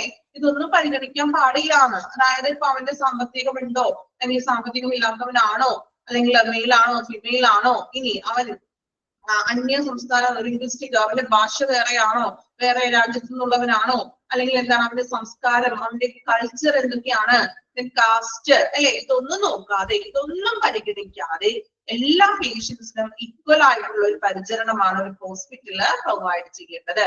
അത് ഒരു രോഗിയുടെ അവകാശമാണ്. അല്ലെ, നമ്മൾ ഹോസ്പിറ്റലിൽ ചെല്ലുമ്പോൾ പലതരത്തിലുള്ള വ്യക്തികളെ കാണാം അല്ലെ. എല്ലാവരും ചിലപ്പോ ഒരേ ലൊക്കാലിറ്റി നിന്നുള്ളവരാണോ, ചിലപ്പോ ഇപ്പൊ നമ്മുടെ നാട്ടിലെ കുറെ അന്യ സംസ്ഥാന തൊഴിലാളികളൊക്കെ ഉണ്ട്, അവരുടെ ഫാമിലി ആയിട്ട് താമസിക്കുന്നവരൊക്കെ ഉണ്ട്. ഇവരും നമ്മൾ പോകുന്ന പോലെ ഹോസ്പിറ്റലിലൊക്കെ പോകാറില്ലേ, നിങ്ങൾ കാണാറില്ലേ ഹോസ്പിറ്റലില് അല്ലെ. അവരും അവരുടെ കുഞ്ഞുങ്ങൾക്കാണെങ്കിലും കുട്ടികൾക്കാണെങ്കിലും. പക്ഷെ അവരെ നമ്മൾ മാറ്റി നിർത്തുകയാണോ ചെയ്യുന്നത്? അവരെ ഉള്ളവരല്ല, അവരുടെ സംസ്കാരം ഇങ്ങനെയല്ല അല്ലെ, നമ്മളുടെ നാട്ടിലെ സംസ്കാരമല്ല, അല്ലെങ്കിൽ അവരുടെ ഭാഷ ഇതല്ല, അവരുടെ കാസ്റ്റ് വേറെയാണ് എന്ന് നോക്കിയിട്ട് ഏതെങ്കിലും ഹോസ്പിറ്റൽ അവരെ ഒഴിച്ചു നിർത്താറുണ്ടോ, മാറ്റി നിർത്താറുണ്ടോ? നമുക്ക് ഓരോരുത്തർക്കും എങ്ങനെയാണോ ട്രീറ്റ്മെന്റ് നൽകുന്നത് എന്നതുപോലെ തന്നെയാണ് അവർക്കും സെയിം ട്രീറ്റ്മെന്റ് ആണ് കൊടുക്കുന്നത്. അവിടെ ഒരു തരത്തിലുള്ള വിവേചനം കാണിക്കുന്നില്ല, ഉണ്ടോ? അതുപോലെ മറ്റ് ഏതെങ്കിലും തരത്തിലുള്ള വ്യക്തികളായിക്കൊള്ളട്ടെ അല്ലെ, അവരുടെ ഒന്നും ഒരു രീതിയിലുള്ള പരിഗണനകളും നോക്കാതെ, സാമ്പത്തികമായിട്ടോ മറ്റു രീതിയിലുള്ള ഒരു പരിഗണനകളും നോക്കാതെ എല്ലാവർക്കും ഈക്വൽ ആയിട്ടുള്ള ഒരു പരിചരണമാണ് ഒരു ഹോസ്പിറ്റൽ പ്രൊവൈഡ് ചെയ്യുന്നത്. ഓക്കെ, അതാണ് ഫസ്റ്റ് പോയിന്റിൽ പറയുന്നത്. ഇനി സെക്കൻഡ് പോയിന്റ് നോക്കാം. Right to be hear to his her satisfaction without the doctor interrupting before completion of narrating their entire problem and concerns. എന്താണ് പറയുന്നത്? Right to hear to his or her satisfaction without the doctor interrupting before completion of narrating their entire problem and concerns. അല്ലെ, അതാണ് ഉദ്ദേശിക്കുന്നത്. ഒരു doctor ഈ പേഷ്യൻസിന്റെ പ്രശ്നങ്ങള് മുഴുവനായിട്ട്, അവന്റെ കൺസേൺസ് അല്ലെങ്കിൽ അവന്റെ പ്രോബ്ലംസ്, അവന്റെ അസുഖത്തെ കുറിച്ചിട്ടുള്ള കാര്യങ്ങള് ഡീറ്റെയിൽസ് ആയിട്ട് മുഴുവനായിട്ട് അത് കേൾക്കാനായിട്ട് ഡോക്ടർ തയ്യാറായിരിക്കണം എന്ന് അല്ലേ. പല രീതിയിലുള്ള ഡോക്ടേഴ്സ് നിങ്ങൾ കണ്ടുമുട്ടിയിട്ടുണ്ടാകും അല്ലേ. നിങ്ങൾ ചിലപ്പോ പല തരത്തിലുള്ള ഡോക്ടേഴ്സിന്റെ അടുത്ത് പോയിട്ടുണ്ടാവും. ഈ എല്ലാ ഡോക്ടേഴ്സും ഒരേപോലെ തന്നെയാണോ നിങ്ങൾക്ക് ഫീൽ ചെയ്തിരിക്കുന്നത്? അങ്ങനെയാണോ? സത്യസന്ധമായിട്ട് പറയൂ, ഒരേപോലെയാണോ എല്ലാ ഡോക്ടേഴ്സിന്റെയും ട്രീറ്റ്മെന്റ്സ് ആണെങ്കിലും അവരുടെ ബിഹേവിയർ ആണെങ്കിലും? ചില ഡോക്ടേഴ്സ് ഉണ്ട് ഒരു പേഷ്യൻസിനെ തന്നെ വളരെ സിൻസിയർ ആയിട്ട് നോക്കുന്ന ഡോക്ടേഴ്സ് ഉണ്ട് അല്ലെ. ഇപ്പൊ ഒരു പേഷ്യന്റിന് ചിലപ്പോ ഒരു പേഷ്യന്റ് കയറി കഴിഞ്ഞിട്ടുണ്ടെങ്കിൽ മാക്സിമം ഒരു 20 minutes 25 minutes എടുക്കും. കാരണം എന്തുകൊണ്ടാണ്? ഡീറ്റെയിൽ ആയിട്ട് പേഷ്യൻസിന്റെ പ്രോബ്ലംസ് ഒക്കെ കേട്ടിരുന്ന് അല്ലെ, നല്ല എന്താ പറയാ, വളരെ ശാന്തനായിട്ട് ഇരുന്ന് കേട്ടുകൊണ്ട് അല്ലെ, എല്ലാ പ്രശ്നങ്ങളും നമുക്ക് പറയാം, അങ്ങനെയാണ് ഇങ്ങനെ ബുദ്ധിമുട്ടുണ്ട് അല്ലെ, നമ്മുടെ പ്രശ്നങ്ങളൊക്കെ നമ്മൾ മുഴുവനായിട്ട് ഡോക്ടറോട് പറയാം. ഡോക്ടർ അത് കേട്ടതിന് ശേഷമാണ് ഡോക്ടർ അതിനുള്ള ട്രീറ്റ്മെന്റ്സ് നമ്മളെ ചികിത്സിക്കുന്നത് ഇല്ലേ. അങ്ങനെയുള്ള ഡോക്ടേഴ്സ് ഉണ്ട്. ദെൻ നേരെ ഓപ്പോസിറ്റ് ആയിട്ടും നമ്മൾ പറയുന്നത് കേൾക്കാതെ ഇങ്ങോട്ട് നമ്മളോട് പെട്ടെന്ന് തന്നെ ചോദിച്ചതേ ഒരു പേഷ്യന്റിന് ഒരു 5 minutes 10 minutes മാക്സിമം എടുക്കുന്ന ഡോക്ടേഴ്സ് ഉണ്ട്. ചിലപ്പോൾ ചില ഡോക്ടേഴ്സ് ഉണ്ട് പേഷ്യന്റിന്റെ മുഖത്തേക്ക് നോക്കില്ല, അങ്ങനെയുള്ള ഡോക്ടേഴ്സ് ഉണ്ട്. ഡീറ്റെയിൽ ആയിട്ടൊന്നും പരിശോധിക്കൊന്നുമില്ല, മുഖത്തേക്ക് നോക്കില്ല, അസുഖം എന്താണ് ഡോക്ടർ എന്താക്കുമ്പോഴത്തേക്ക് വേഗം അങ്ങനെ പ്രിസ്ക്രിപ്ഷൻ എഴുതി തരും. അങ്ങനെയുള്ള ഡോക്ടേഴ്സ് ഉണ്ട്. രണ്ട് രീതിയിലുള്ള ഡോക്ടേഴ്സുമാരുണ്ട്, ഉണ്ടോ? നിങ്ങളുടെ അനുഭവത്തിൽ ഉണ്ടാവില്ല എങ്ങനെ? എല്ലാ ഡോക്ടേഴ്സും വളരെ ശാന്തനായിരിക്കും നമ്മളുടെ പ്രശ്നങ്ങളൊക്കെ കേട്ടുകൊണ്ടാണോ അല്ലെ? രണ്ട് രീതിയിലുള്ള ഡോക്ടേഴ്സ് ഉണ്ട്.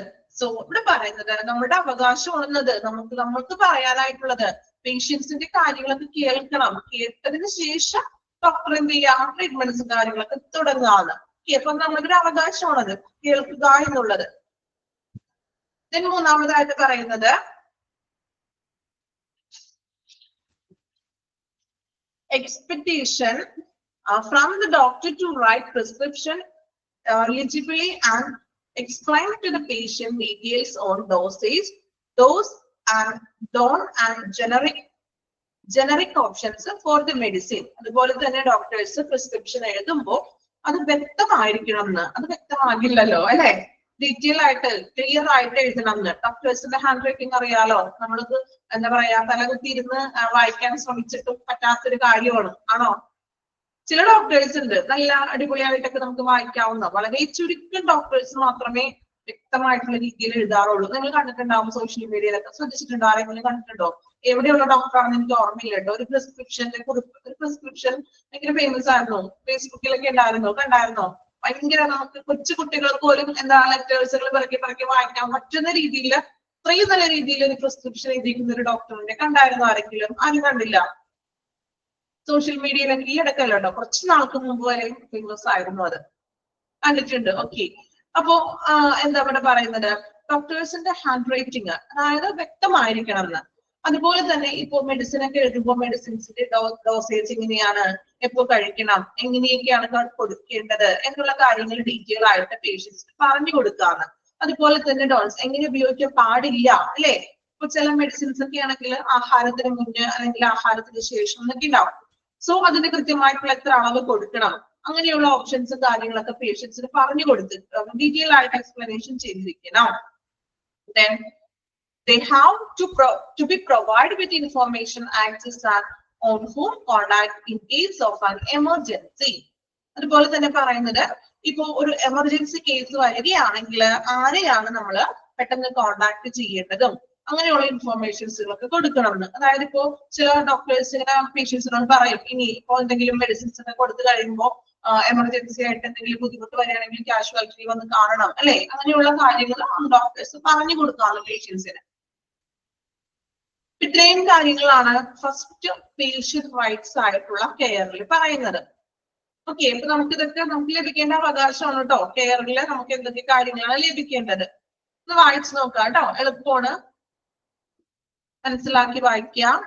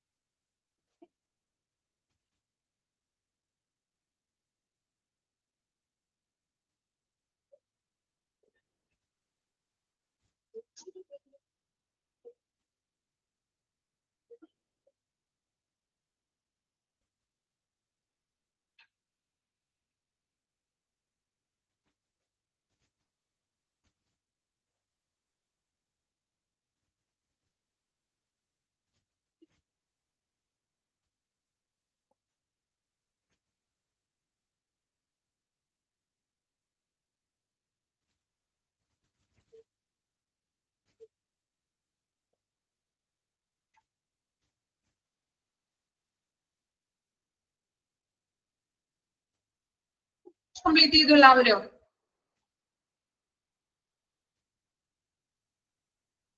കംപ്ലീറ്റ് ചെയ്യാത്തവര് കംപ്ലീറ്റ് ചെയ്തോളൂ.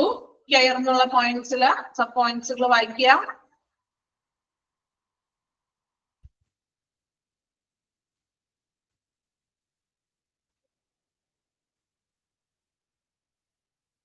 ഓക്കെ, രണ്ടാമത്തെ പോയിന്റ് നോക്കാം. അപ്പൊ രണ്ടാമത്തെ പേഷ്യന്റിന്റെ റൈറ്റ് ആണ് കോൺഫിഡൻഷ്യാലിറ്റി ആൻഡ് ഡിഗ്നിറ്റി.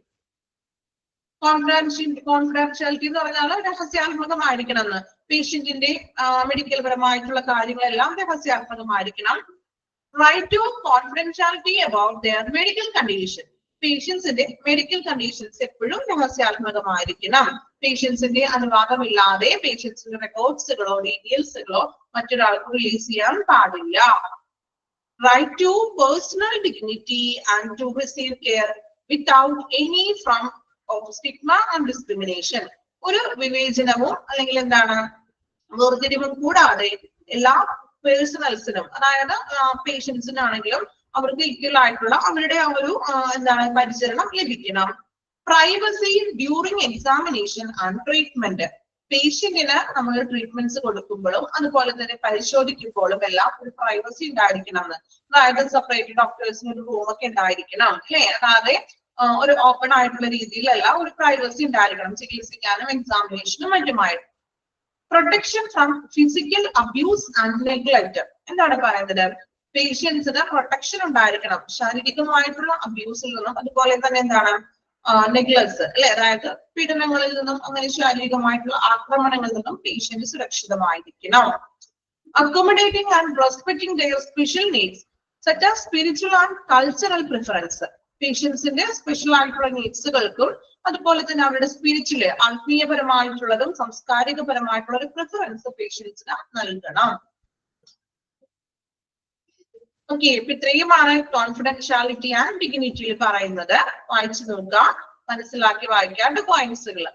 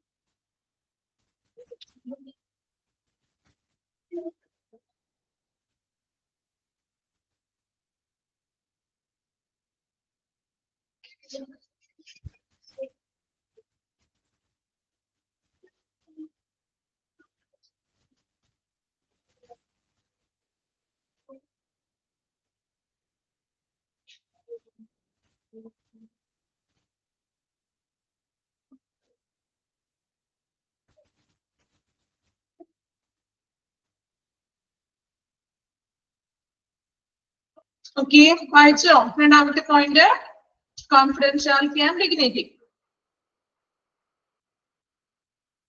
ഇനി നോക്കാം, മൂന്നാമത്തെ റൈറ്റ് ആണ് എന്ത്?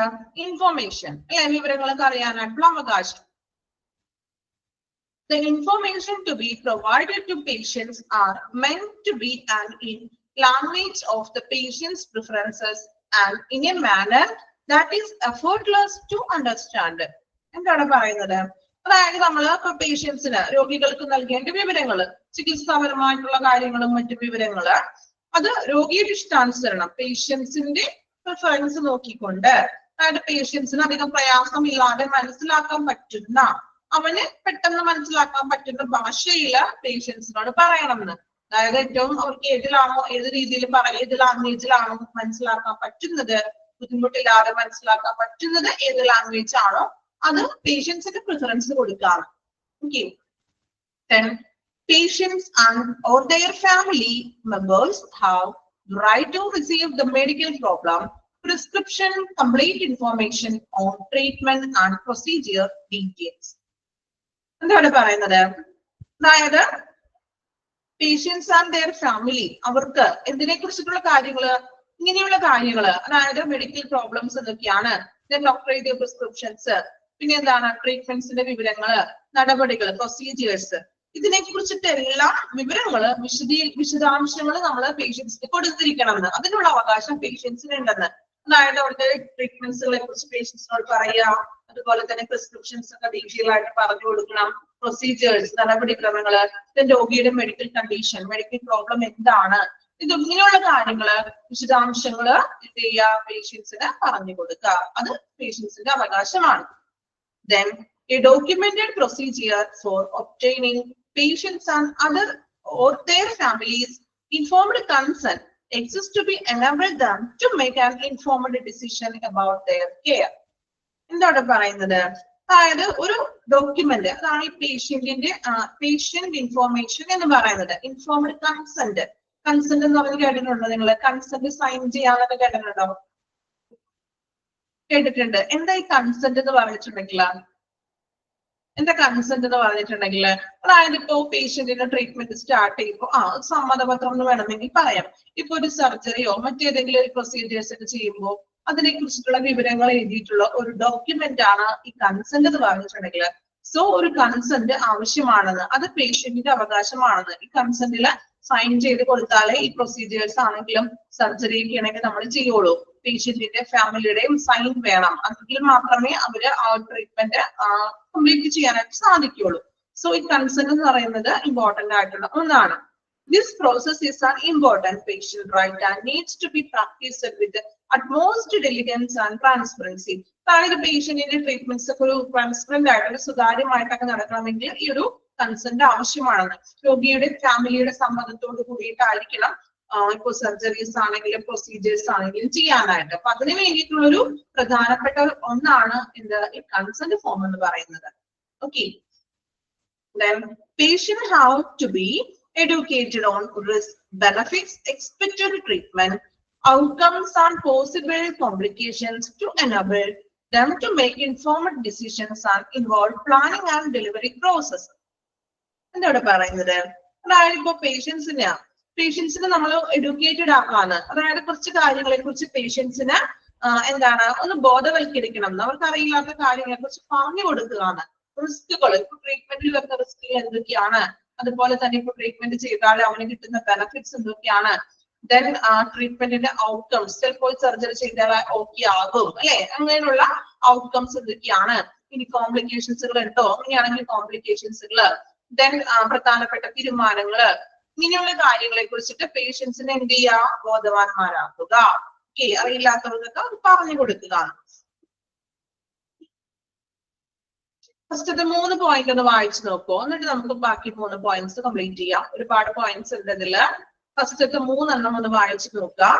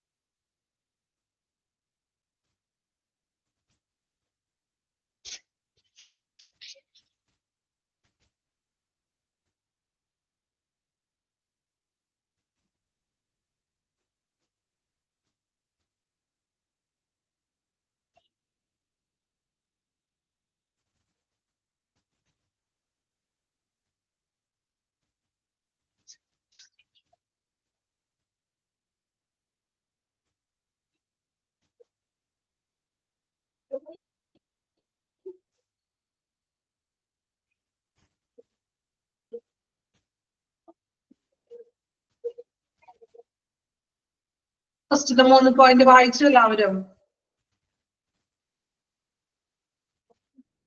ഓക്കെ, ഇനി അടുത്ത അതിന്റെ കണ്ടിന്യൂഷൻ ആണ്.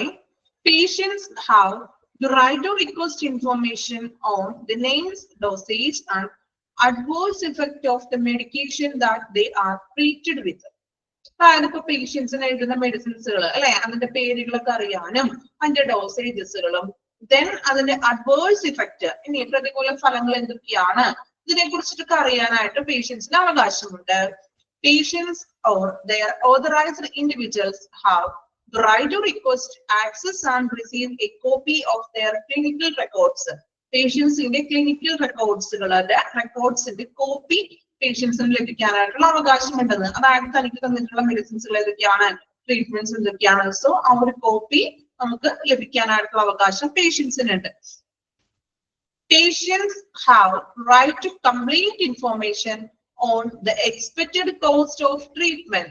നമ്മൾ പറഞ്ഞു നമുക്ക് ഇപ്പൊ പേഷ്യൻസിന് അവിടെ ചിലവാകുന്ന ട്രീറ്റ്മെന്റ്സിന് എത്രയാണ് കോസ്റ്റ് വരുന്നത് എന്ന് നമുക്ക് ചോദിച്ചറിയാനായിട്ടുള്ള അവകാശമുണ്ട്.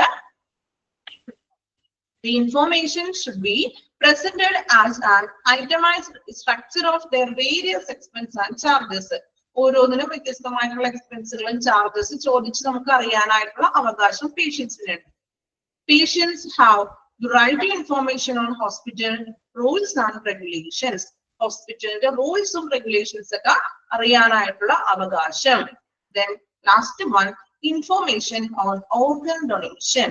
അതുപോലെ തന്നെ ഓർഗൻ ഡൊണേറ്റ് ചെയ്യാനായിട്ട് എന്തൊക്കെയാണ് അതിനായിട്ടുള്ള ചെയ്യേണ്ട കാര്യങ്ങൾ എന്നറിയാനുള്ള അവകാശം പേഷ്യൻസിനുണ്ട്. ഇപ്പൊ ചില പേഷ്യൻസ് അവര് ഓർഗൻ ഡൊണേറ്റ് ചെയ്യാൻ, ട്രാൻസ്പ്ലാന്റ് ചെയ്യാനൊക്കെ തയ്യാറായിട്ടുള്ളവരുണ്ടാകും. സോ അതിന്റെ പ്രൊസീജിയേഴ്സും കാര്യങ്ങളും ഇൻഫോർമേഷൻസുകളൊക്കെ അറിയാനായിട്ടുള്ള അവകാശം പേഷ്യൻസിനുണ്ട്. ഓക്കെ, കംപ്ലീറ്റ് ചെയ്യുക, ഒരുമിച്ചൊന്ന് വായിക്കാം കേട്ടോ. ഇൻഫോർമേഷൻ ടോട്ടൽ ആയിട്ട് വായിക്കണം, കംപ്ലീറ്റ് വായിക്കുക എല്ലാ പോയിന്റ്സുകളും.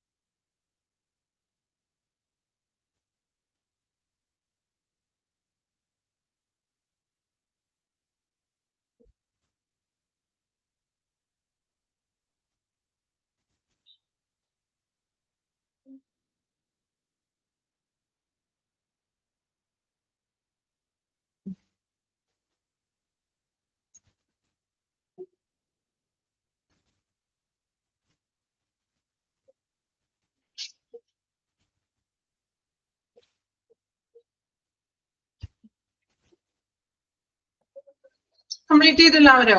വായിച്ചോ?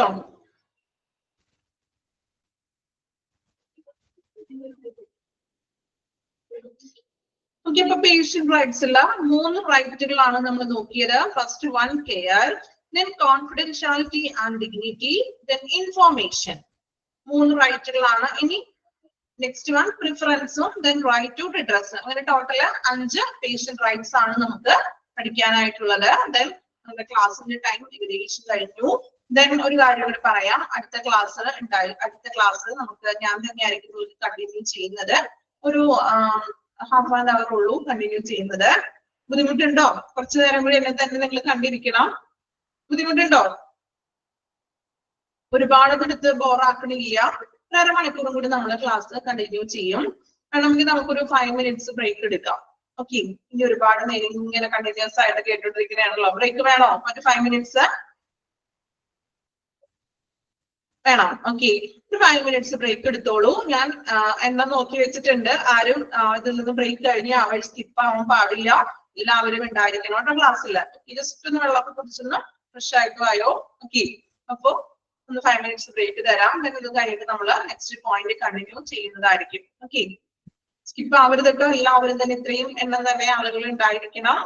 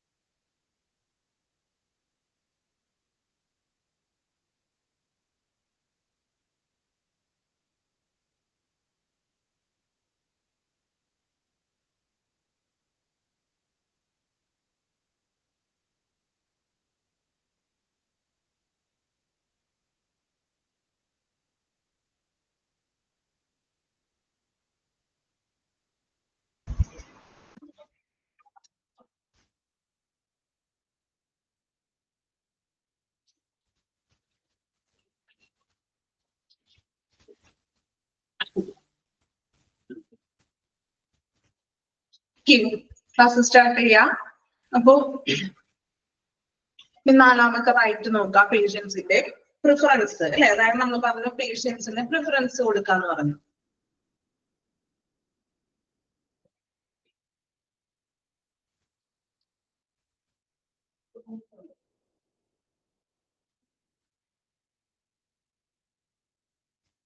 പേഷ്യൻസിന് പ്രിഫറൻസസ് കൊടുക്കാം അല്ലെ. പേഷ്യൻസിന്റെ ആ ഒരു ഇഷ്ടങ്ങളും അവരുടെ നീഡ്സ് ഒക്കെ മനസ്സിലാക്കിയിട്ട് പ്രിഫറൻസ് കൊടുക്കാം. A patient has the right to seek a second option on his or her medical condition. പേഷ്യൻസിന് അവന്റെ മെഡിക്കൽ കണ്ടീഷൻസിൽ തീരുമാനങ്ങൾ ഒരു സെക്കൻഡ് ഓപ്ഷൻ എടുക്കാനായിട്ടുള്ള ഒരു അവകാശം ഉണ്ടെന്ന്. അതായത് ഇപ്പൊ എക്സാമ്പിൾ പറയുകയാണെങ്കിൽ നമ്മളൊരു ഹോസ്പിറ്റലിൽ പോയി, ദെൻ നമുക്ക് അവിടെ തന്നെ ട്രീറ്റ്മെന്റ്സ് വരണമെന്ന് നമുക്ക് നിർബന്ധമില്ല. അവര് കാരണം ഇപ്പൊ അവര് ഹോസ്പിറ്റലുകാർ നിർബന്ധിക്കുകയാണെങ്കിൽ നമുക്ക് മറ്റൊരു ഹോസ്പിറ്റലിൽ ചൂസ് ചെയ്യണമെങ്കിൽ ചൂസ് ചെയ്യാം. ചിലപ്പോൾ അവിടെ ഫെസിലിറ്റികൾ കുറവായിട്ട് നമുക്ക് ഫീൽ ചെയ്തിട്ടുണ്ടെങ്കിൽ നമുക്ക് നമ്മുടേതായിട്ടുള്ള ഒരു ഓപ്ഷൻ അവിടെ ചൂസ് ചെയ്യാം. അതായത് ഇപ്പൊ നമുക്ക് കുറച്ചും കൂടി ഡെവലപ്ഡ് ആയിട്ടുള്ള ഹോസ്പിറ്റലിലേക്ക് പോകണോ വേണ്ടയോ എന്ന് നമുക്ക് തന്നെ ഓരോ പേഷ്യൻസിനും തീരുമാനിക്കാനായിട്ടുള്ള അവകാശമുണ്ട്. Then right to information from the doctor to provide the patient with treatment options so that the patient can select what works best for him or her. അല്ലേ?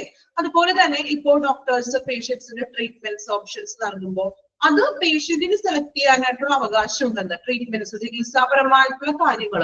അതായത് ഇപ്പൊ എക്സാമ്പിൾ പറയുകയാണെങ്കിൽ ഇപ്പോ ചിലപ്പോ ഒരു പേഷ്യന്റ് എന്തെങ്കിലും സർജറി ആണ് ഡോക്ടർ നിർദ്ദേശിച്ചിട്ടുള്ളത്. അപ്പോ ഓപ്പൺ സർജറി ഉണ്ട്, അല്ലെങ്കിൽ കീ ഹോൾ ചെയ്യണോ, അല്ലെങ്കിൽ എന്താ ഓപ്പൺ സർജറി ആയിട്ട് ചെയ്യണോ എന്നൊക്കെ പേഷ്യന്റിന് തീരുമാനിക്കാന്ന്. ഇപ്പൊ സർജറി തന്നെ പല മെത്തേഡ്സുകളൊക്കെ ഉണ്ട് അല്ലെ. അപ്പൊ അത് ഏത് വേണമെന്ന് തീരുമാനിക്കേണ്ടത് ആരാണ്?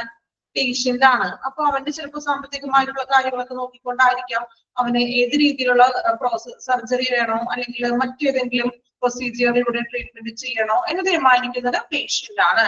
സോ പേഷ്യന്റിന്റെ പ്രിഫറൻസിന് അവിടെ ഇമ്പോർട്ടൻസ് കൊടുക്കാന്ന്. അല്ലാതെ ഒരു ഡോക്ടറിന്റെ നിർദ്ദേശപ്രകാരം ഡോക്ടറിന്റെ ഇഷ്ടാനുസരണത്തിന് മാത്രമല്ല ട്രീറ്റ്മെന്റ്സ് നമ്മൾ കൊടുക്കുന്നത്. പേഷ്യന്റിന്റെ പ്രിഫറൻസ് കൂടി നോക്കിയിട്ട് വേണം ട്രീറ്റ്മെന്റ്സ് നമ്മൾ പ്രൊവൈഡ് ചെയ്യുവാൻ. ഓക്കെ, വായിച്ചു നോക്കുക. 2 പോയിന്റ്സ് ഉള്ളൂ. വായിച്ചു നോക്കുക. പ്രിഫറൻസസ്.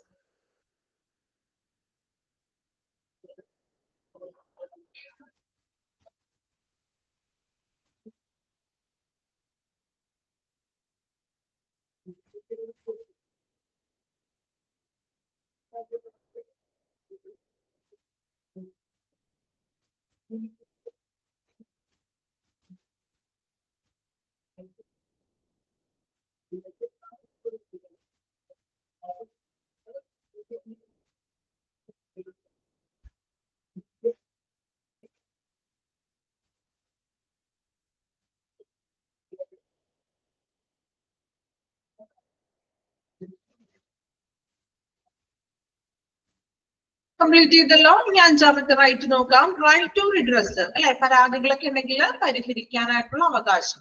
പേഷ്യൻസിന് പലതരത്തിലുള്ള പ്രശ്നങ്ങളും ഹോസ്പിറ്റലിൽ നിന്ന് നേരിടേണ്ടതായിട്ട് വരും. സോ അതിനുള്ള ഒരു സൊല്യൂഷൻ പേഷ്യന്റിന് ആവശ്യമാണ്. Patients have the right to justice by loading a complaint through an authority dedicated for this purpose by the healthcare provider, organization or with government health authorities. ഇപ്പോ പേഷ്യൻസിന് ഹോസ്പിറ്റലിൽ നിന്നും മറ്റും എന്തെങ്കിലും പ്രോബ്ലംസ് ഫേസ് ചെയ്യേണ്ടതായിട്ട് വന്നു. ഇപ്പൊ കംപ്ലൈന്റ്സ് ഉണ്ട്, പേഷ്യൻസിന് എന്തെങ്കിലും പ്രശ്നങ്ങളൊക്കെ വരികയാണെങ്കിൽ അവര് ഹെൽത്ത് കെയർ പ്രൊവൈഡറോ ഓർഗനൈസേഷനിലെ ആ ഒരു ഹെൽത്ത് കെയർ പ്രൊവൈഡർ ഡോക്ടേഴ്സിനോടോ അല്ലെങ്കിൽ ഗവൺമെന്റ് ഹെൽത്ത് അതോറിറ്റീസിനോടോ അവർക്ക് പരാതിപ്പെട്ടിട്ടുണ്ടെങ്കിൽ നീതി ലഭിക്കാനായിട്ടുള്ള ഒരു അവകാശം പേഷ്യൻസിനുണ്ട്. Then the patient has the right to fair hearing and prompt hearing of his or her concerns.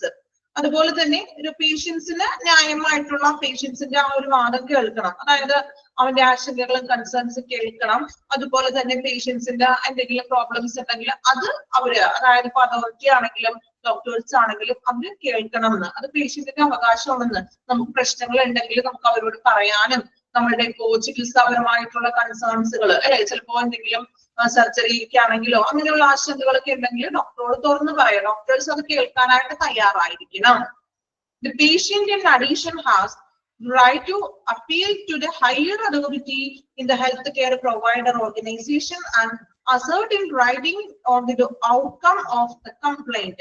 അതുപോലെ തന്നെ ഇപ്പോ പേഷ്യന്റിന് ഹെൽത്ത് കെയറിൽ തന്നെ ഉയർന്ന ഏറ്റവും ടോപ്പിലുള്ള ഇപ്പൊ ആരോഗ്യമന്ത്രി അങ്ങനെയൊക്കെയുള്ള ഏറ്റവും ഹെൽത്ത് കെയറിൽ തന്നെ ഏറ്റവും ടോപ്പിലുള്ള അധികാരികൾക്ക് എന്തെങ്കിലും പ്രോബ്ലംസ് വരുമ്പോൾ അത് അപ്പീൽ നൽകാനും പരാതിയെ കുറിച്ചിട്ട് നമുക്കൊരു കൺസേൺ രേഖാമൂലമുള്ള ഒരു ഡോക്യുമെന്റ്സ് കംപ്ലൈന്റ് ഒക്കെ എഴുതി കൊടുക്കാനുള്ള അവകാശം പേഷ്യൻസിനുണ്ട്. എക്സാമ്പിൾ പറയുകയാണെങ്കിൽ നിങ്ങൾ ശ്രദ്ധിച്ചിട്ടുണ്ടാവും കുറെ നാളുകൾക്ക് മുൻപ് എനിക്ക് തോന്നുന്നത് ഇപ്പോഴും ആ കേസ് മുന്നോട്ട് പോയിക്കൊണ്ടിരിക്കുന്നതാണ്. ഒരു സ്ത്രീയുടെ ഒരു ശസ്ത്രക്രിയക്ക് ശേഷം വയറിനുള്ളിൽ എനിക്ക് തോന്നുന്നു സിസ്റ്റർ ആണെന്ന് തോന്നുന്നു അല്ലെ, ഓർക്കുന്നുണ്ടോ നിങ്ങള്? കുറേ വർഷങ്ങൾക്ക് മുന്നേ സംഭവിച്ച ഒരു സംഭവമാണത്. പക്ഷെ ഇന്നും ആ ഒരു സ്ത്രീ അതിന് വേണ്ടിയിട്ട് നിയമ പോരാട്ടം നടത്തിക്കൊണ്ടിരിക്കുന്നത് അല്ലെ.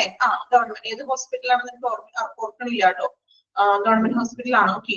അപ്പോ അത് ഇപ്പോഴും നമ്മൾ ന്യൂസിലൊക്കെ കാണാറുണ്ട്. അവർ ഏറ്റവും ഉയർന്ന രീതിയിലുള്ള അപ്പീലൊക്കെ കൊടുത്ത് അതിനു വേണ്ടി അവരുടെ ഇതിലാണ് ന്യായമുള്ളത് അല്ലെ. ഹോസ്പിറ്റലിന്റെ ഭാഗത്ത് നിന്ന് സംഭവിച്ചിട്ടുള്ള ഒരു എന്താ പറയാ പൂർവമല്ല എങ്കിലും അത് ഒരു തെറ്റായിട്ടുള്ള കാര്യം തന്നെയാണ് അല്ലെ. അവരുടെ എന്താ പറയാ ഒരു കെയർലെസ് ആയിട്ട് അത് സംഭവിച്ചിരിക്കുകയാണ്. സോ അതുമൂലം അവര് ഒരുപാട് ബുദ്ധിമുട്ടുകളും കാര്യങ്ങളൊക്കെ അനുഭവിക്കേണ്ടി വന്നിട്ടുണ്ട് അല്ലെ. അപ്പൊ അതിനു വേണ്ടി നിയമത്തിന് മുന്നിൽ അവർ ഇപ്പോഴും പോരാടിക്കൊണ്ടിരിക്കുകയാണ്. എവിടെയാണെന്ന് എനിക്ക് കൃത്യമായിട്ട് ഓർമ്മയില്ല. ന്യൂസിലൊക്കെ നിങ്ങൾ കണ്ടിട്ടുണ്ടാവും അല്ലെ. ഒരു സ്ത്രീ ഇങ്ങനെ അതിനുവേണ്ടി നിയമ പോരാട്ടം ഇങ്ങനെ നടത്തിക്കൊണ്ടിരിക്കുന്നു. സോ അപ്പോ നമുക്കും ഇങ്ങനെയുള്ള പ്രശ്നങ്ങൾ വരികയാണെങ്കിൽ നമുക്കും ഇങ്ങനെയുള്ള ഉയർന്ന ഹെൽത്ത് അതോറിറ്റിയുമായിട്ട് ബന്ധപ്പെടാനും അതുപോലെ തന്നെ നമ്മുടെ പ്രശ്നങ്ങൾ പരിഹരിക്കാനൊക്കെ ആയിട്ടുള്ള അവകാശം ഓരോ പേഷ്യൻസിനും ഉണ്ട്. വായിച്ചു നോക്കാം. റൈറ്റ് ടു റിഡ്രസ്, പരാതികള് നമുക്ക് പറയാനും പരാതികൾ പരിഹരിച്ച് കിട്ടാനുമായിട്ടുള്ള അവകാശം.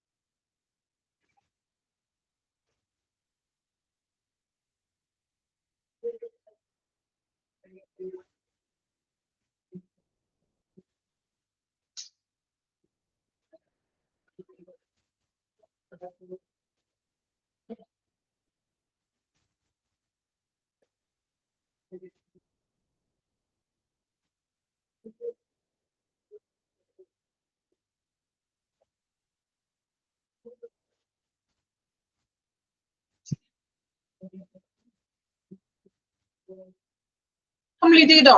ഓക്കെ. അപ്പൊ നമ്മൾ നോക്കിയത് പേഷ്യൻസിന്റെ റൈറ്റ്സ് ആണ്. 5 പ്രധാനപ്പെട്ട അവകാശങ്ങളാണ് നോക്കിയത്. Care, confidentiality and dignity, information, preferences, right to redress. 5 അവകാശങ്ങളാണ്. ഈ 5 അവകാശങ്ങൾ ഒന്ന് വായിച്ചു നോക്കാം കേട്ടോ. ടോട്ടൽ ആയിട്ടൊന്ന് വായിക്കണം. എല്ലാ പോയിന്റ്സും ഒന്ന് വായിച്ചു നോക്കാം.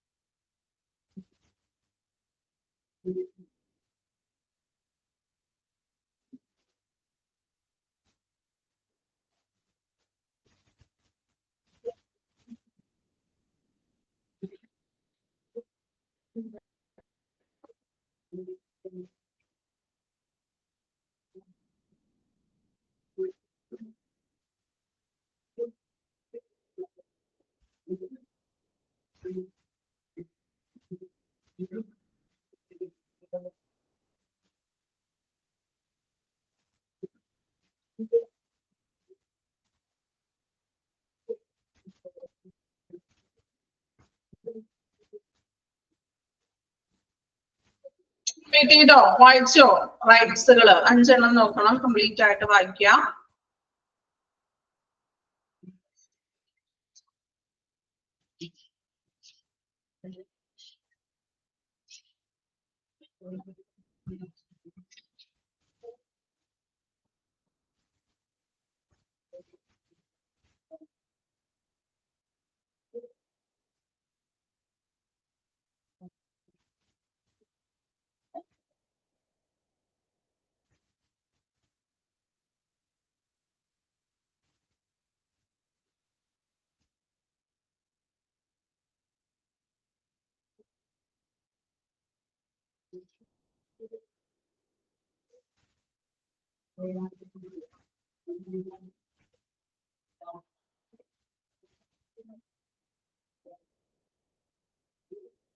കംപ്ലീറ്റ് ചെയ്തില്ലേ? ഇനി നമുക്ക് നെക്സ്റ്റ് നോക്കാനുള്ളത് പേഷ്യൻസ് റെസ്പോൺസിബിലിറ്റി എന്തൊക്കെയാണ്. നമ്മൾ പേഷ്യൻസിന്റെ അവകാശങ്ങൾ പഠിച്ചു. ഇനി പേഷ്യൻസിന് അവകാശങ്ങൾ എന്ന പോലെ തന്നെ കുറച്ച് റെസ്പോൺസിബിലിറ്റി ഉണ്ടെന്ന്. ഹോസ്പിറ്റലിനോടായിട്ടെങ്കിലും ഡോക്ടേഴ്സിനോട് നഴ്സസിനോട് എല്ലാവരോടും റെസ്പോൺസിബിലിറ്റി ഉണ്ട്. അപ്പൊ എന്തൊക്കെയാണ് പേഷ്യൻസിന്റെ റെസ്പോൺസിബിലിറ്റി എന്ന് നോക്കാം. Honesty in disclosure, then treatment compliance, intent for health promotion, transparency and honesty, conduct. ഇത്രയൊക്കെയാണ് പേഷ്യൻസിന്റെ റെസ്പോൺസിബിലിറ്റി എന്ന് പറയുന്നത്. ഓക്കെ, നമുക്കിനി ഓരോന്നും വായിക്കാം. Honesty in disclosure. ഹോണസ്റ്റി, സത്യസന്ധമായിട്ട് അല്ലെ, സത്യസന്ധത അല്ലെങ്കിൽ സത്യസന്ധത വെളിപ്പെടുത്തൽ അല്ലെ, സത്യസന്ധത ആയിരിക്കണം. I will be honest with my doctor, disclose my family and medical history. അല്ലേ, അതായത് I will be honest, ഡോക്ടറോട് സത്യസന്ധത പുലർത്തണം. അതുപോലെ തന്നെ മെഡിക്കൽ ഹിസ്റ്ററി, എന്റെ ആരോഗ്യ കണ്ടീഷൻ എന്താണ് ഒന്നും മറച്ചു വെക്കാതെ, എന്റെ മെഡിക്കൽ പ്രോബ്ലംസ് അല്ലെങ്കിൽ മെഡിക്കൽ കണ്ടീഷൻ എന്താണോ അത് ഞാൻ ഡോക്ടറോട് തുറന്ന് പറഞ്ഞിരിക്കണം, ഓരോ പേഷ്യൻസുകളും. Then next one, treatment and compliance. Treatment എന്താണ്? ചികിത്സ പാലിക്കല്. ഇപ്പൊ നമ്മൾ ഡോക്ടറിന്റെ അടുത്ത് പോയി, ഡോക്ടർ ഒരു ട്രീറ്റ്മെന്റ് കാര്യങ്ങളൊക്കെ നമുക്ക് ചെയ്തു. സോ അത് കൃത്യമായിട്ട് പാലിക്കണം. ഇപ്പൊ മെഡിസിൻ ആണെങ്കിൽ അത് കൃത്യസമയത്ത് കഴിക്കുക. അതുപോലെ എത്ര ദിവസമാണോ പേഷ്യന്റിന് മരുന്ന് കൊടുത്തിരിക്കുന്നത് അതുപോലെ തന്നെ ഡോക്ടർ പറയുന്നത് പോലെ ചിലപ്പോൾ ഫുഡിലൊക്കെ കുറച്ച് കാര്യങ്ങളൊക്കെ മാറ്റങ്ങളൊക്കെ ഉണ്ടാകും, ഡയറ്റ് ഒക്കെ ഉണ്ടാകാം. അപ്പൊ അങ്ങനെയുള്ള കാര്യങ്ങൾ കൃത്യമായിട്ട് നമ്മൾ അത് പാലിച്ചിരിക്കണം. നോക്കാം. I will be punctual for my appointments. എന്താ I will be ഉദ്ദേശിക്കുന്നത്? പേഷ്യന്റ് ആണ് കേട്ടോ. ഞാൻ കൃത്യമായിട്ടും എന്ത് ചെയ്യും? കൃത്യനിഷ്ഠത, അപ്പോയിന്റ്മെന്റ്സിൽ കൃത്യനിഷ്ഠത പാലിക്കണം. നമ്മൾ അപ്പോയിന്റ്മെന്റ് നേരത്തെ തന്നെ നമ്പറൊക്കെ എടുത്തു, പക്ഷെ ആ ടൈമിൽ നമ്പർ വിളിക്കുമ്പോൾ അവിടെ പേഷ്യന്റ് ഇല്ലെങ്കിൽ എന്താ സംഭവിക്കാം? ഓട്ടോമാറ്റിക്കലി നെക്സ്റ്റ് പേഷ്യന്റ് കയറും അല്ലെ. അപ്പൊ അപ്പോയിന്റ്മെന്റ്സിലൊക്കെ കൃത്യനിഷ്ഠത, കൃത്യസമയത്ത് തന്നെ വന്നിരിക്കണം. I will do my best to comply with my doctor's treatment plan. അല്ലേ, ഡോക്ടർ എഴുതിയിട്ടുള്ള ട്രീറ്റ്മെന്റ് പ്ലാൻ ഞാൻ തെറ്റിക്കാതെ അത് കൃത്യമായിട്ട് പാലിക്കാനായിട്ട് ശ്രമിക്കണം. I will have reasonable expectation regarding my doctor's treatment. അല്ലേ, അതായത് ഡോക്ടർമാരുടെ ചികിത്സയെ സംബന്ധിച്ചിട്ട് ഒരു പ്രതീക്ഷ ഉണ്ടായിരിക്കും. അതായത് ഇപ്പോ നമ്മൾ ഹോസ്പിറ്റലിൽ പോയി, നമുക്കൊരു പ്രതീക്ഷയുണ്ട്. എന്താണ് നമ്മളുടെ പ്രതീക്ഷ എന്ന് പറയുന്നത്? എന്താ നമ്മളുടെ പ്രതീക്ഷ ഹോസ്പിറ്റലിൽ പോകുമ്പോ?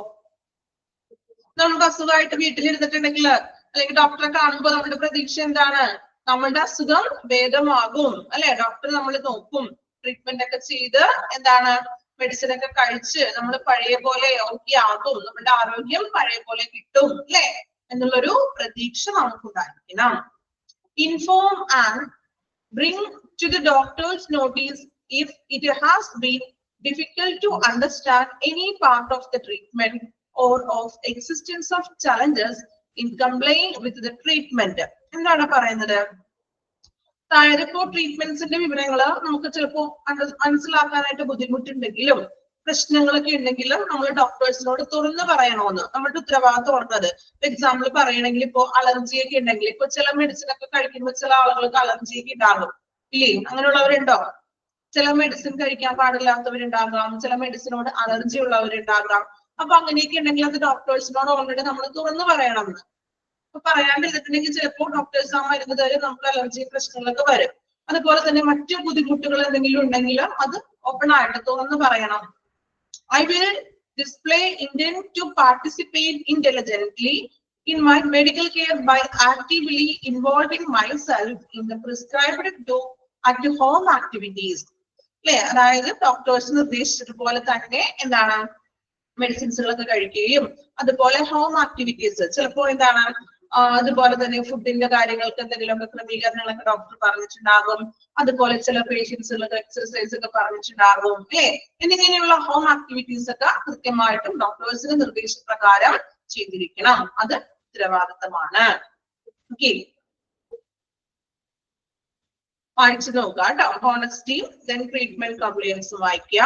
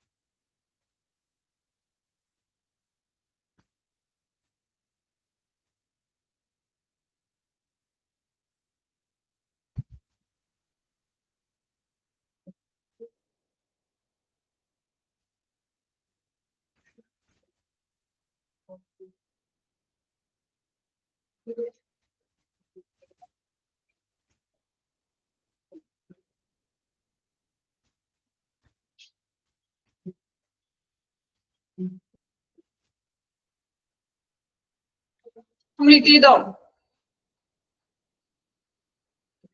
മനസ്സിലാക്കി വായിക്കുക കേട്ടോ ഓരോ പോയിന്റ്സുകളും.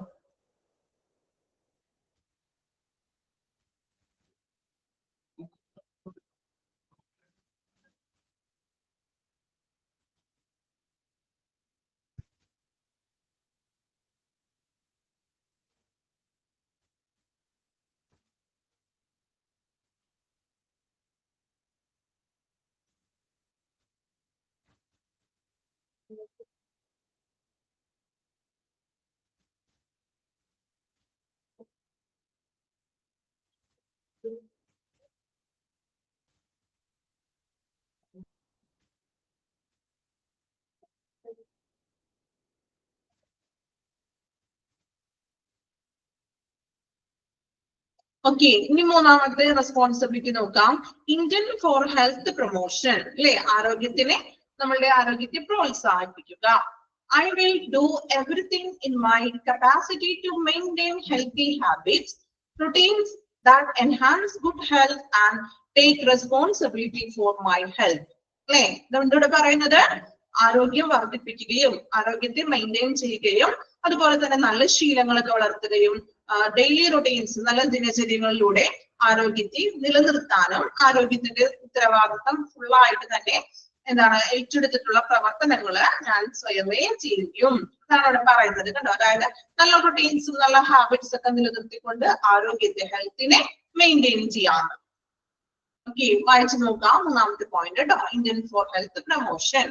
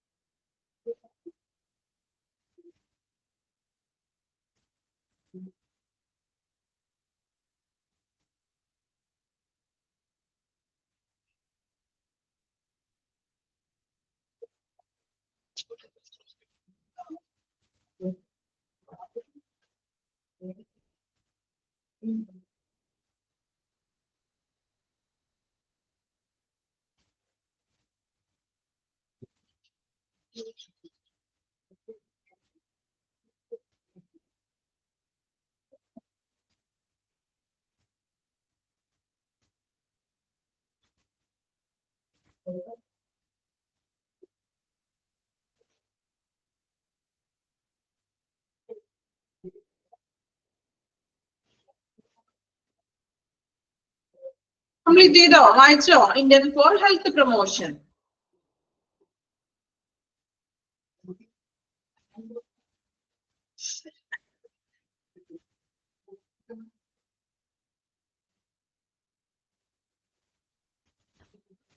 ഓക്കെ, അപ്പൊ നമ്മൾ റെസ്പോൺസിബിലിറ്റിയില 3 റെസ്പോൺസിബിലിറ്റീസ് ആണ് നോക്കിയത്. Honesty in disclosure, treatment compliance, Indian for health promotion. ഇനി 2 റെസ്പോൺസിബിലിറ്റി കൂടി ഉണ്ട്, transparency and honesty, then conduct. നമുക്ക് നെക്സ്റ്റ് ക്ലാസ്സിൽ പറയാം അല്ലെ. ഒരുപാട് കുറെ നേരം ആയാലും നിങ്ങൾ എന്നെ തന്നെ കേട്ടിട്ട് ഇതിൽ ബോറാക്കണില്ല, മതിയോ? അടുത്ത ക്ലാസ്സിൽ പറയാം അല്ലെ. ബാക്കി 2 പോയിന്റ്സ് കൂടി അത്യാവശ്യം ഉണ്ട് പറയാനായിട്ട്, കുറച്ച് സബ് പോയിന്റ്സുകൾ ഉണ്ട്. ഓക്കെ ആണോ? ബോറടിച്ചോ? ബോറിംഗ് ആയിട്ട് തോന്നിയോ? കണ്ടിന്യൂഷൻ കുഴപ്പമില്ല. ഓക്കെ, അപ്പോ അതുവരെയുള്ളത് നന്നായിട്ട് വായിക്കാം. ദെൻ അടുത്ത ക്ലാസ്സിൽ ട്രാൻസ്പെറൻസി ആണ്, നോട്ട് ചെയ്ത് വെച്ചേക്കാം കേട്ടോ. 3ാമത്തെ പോയിന്റ് ഒന്ന് മാർക്ക് ചെയ്ത് വെക്കാം. നെക്സ്റ്റ് ക്ലാസ്സിൽ ട്രാൻസ്പെറൻസിയോടെയാണ് സ്റ്റാർട്ട് ചെയ്യുന്നത്. ഓക്കെ, അപ്പോ okay, thank you all.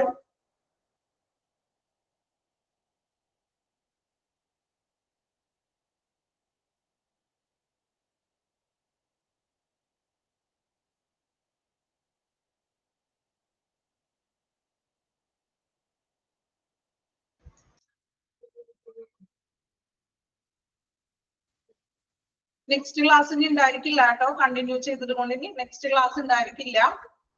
Okay.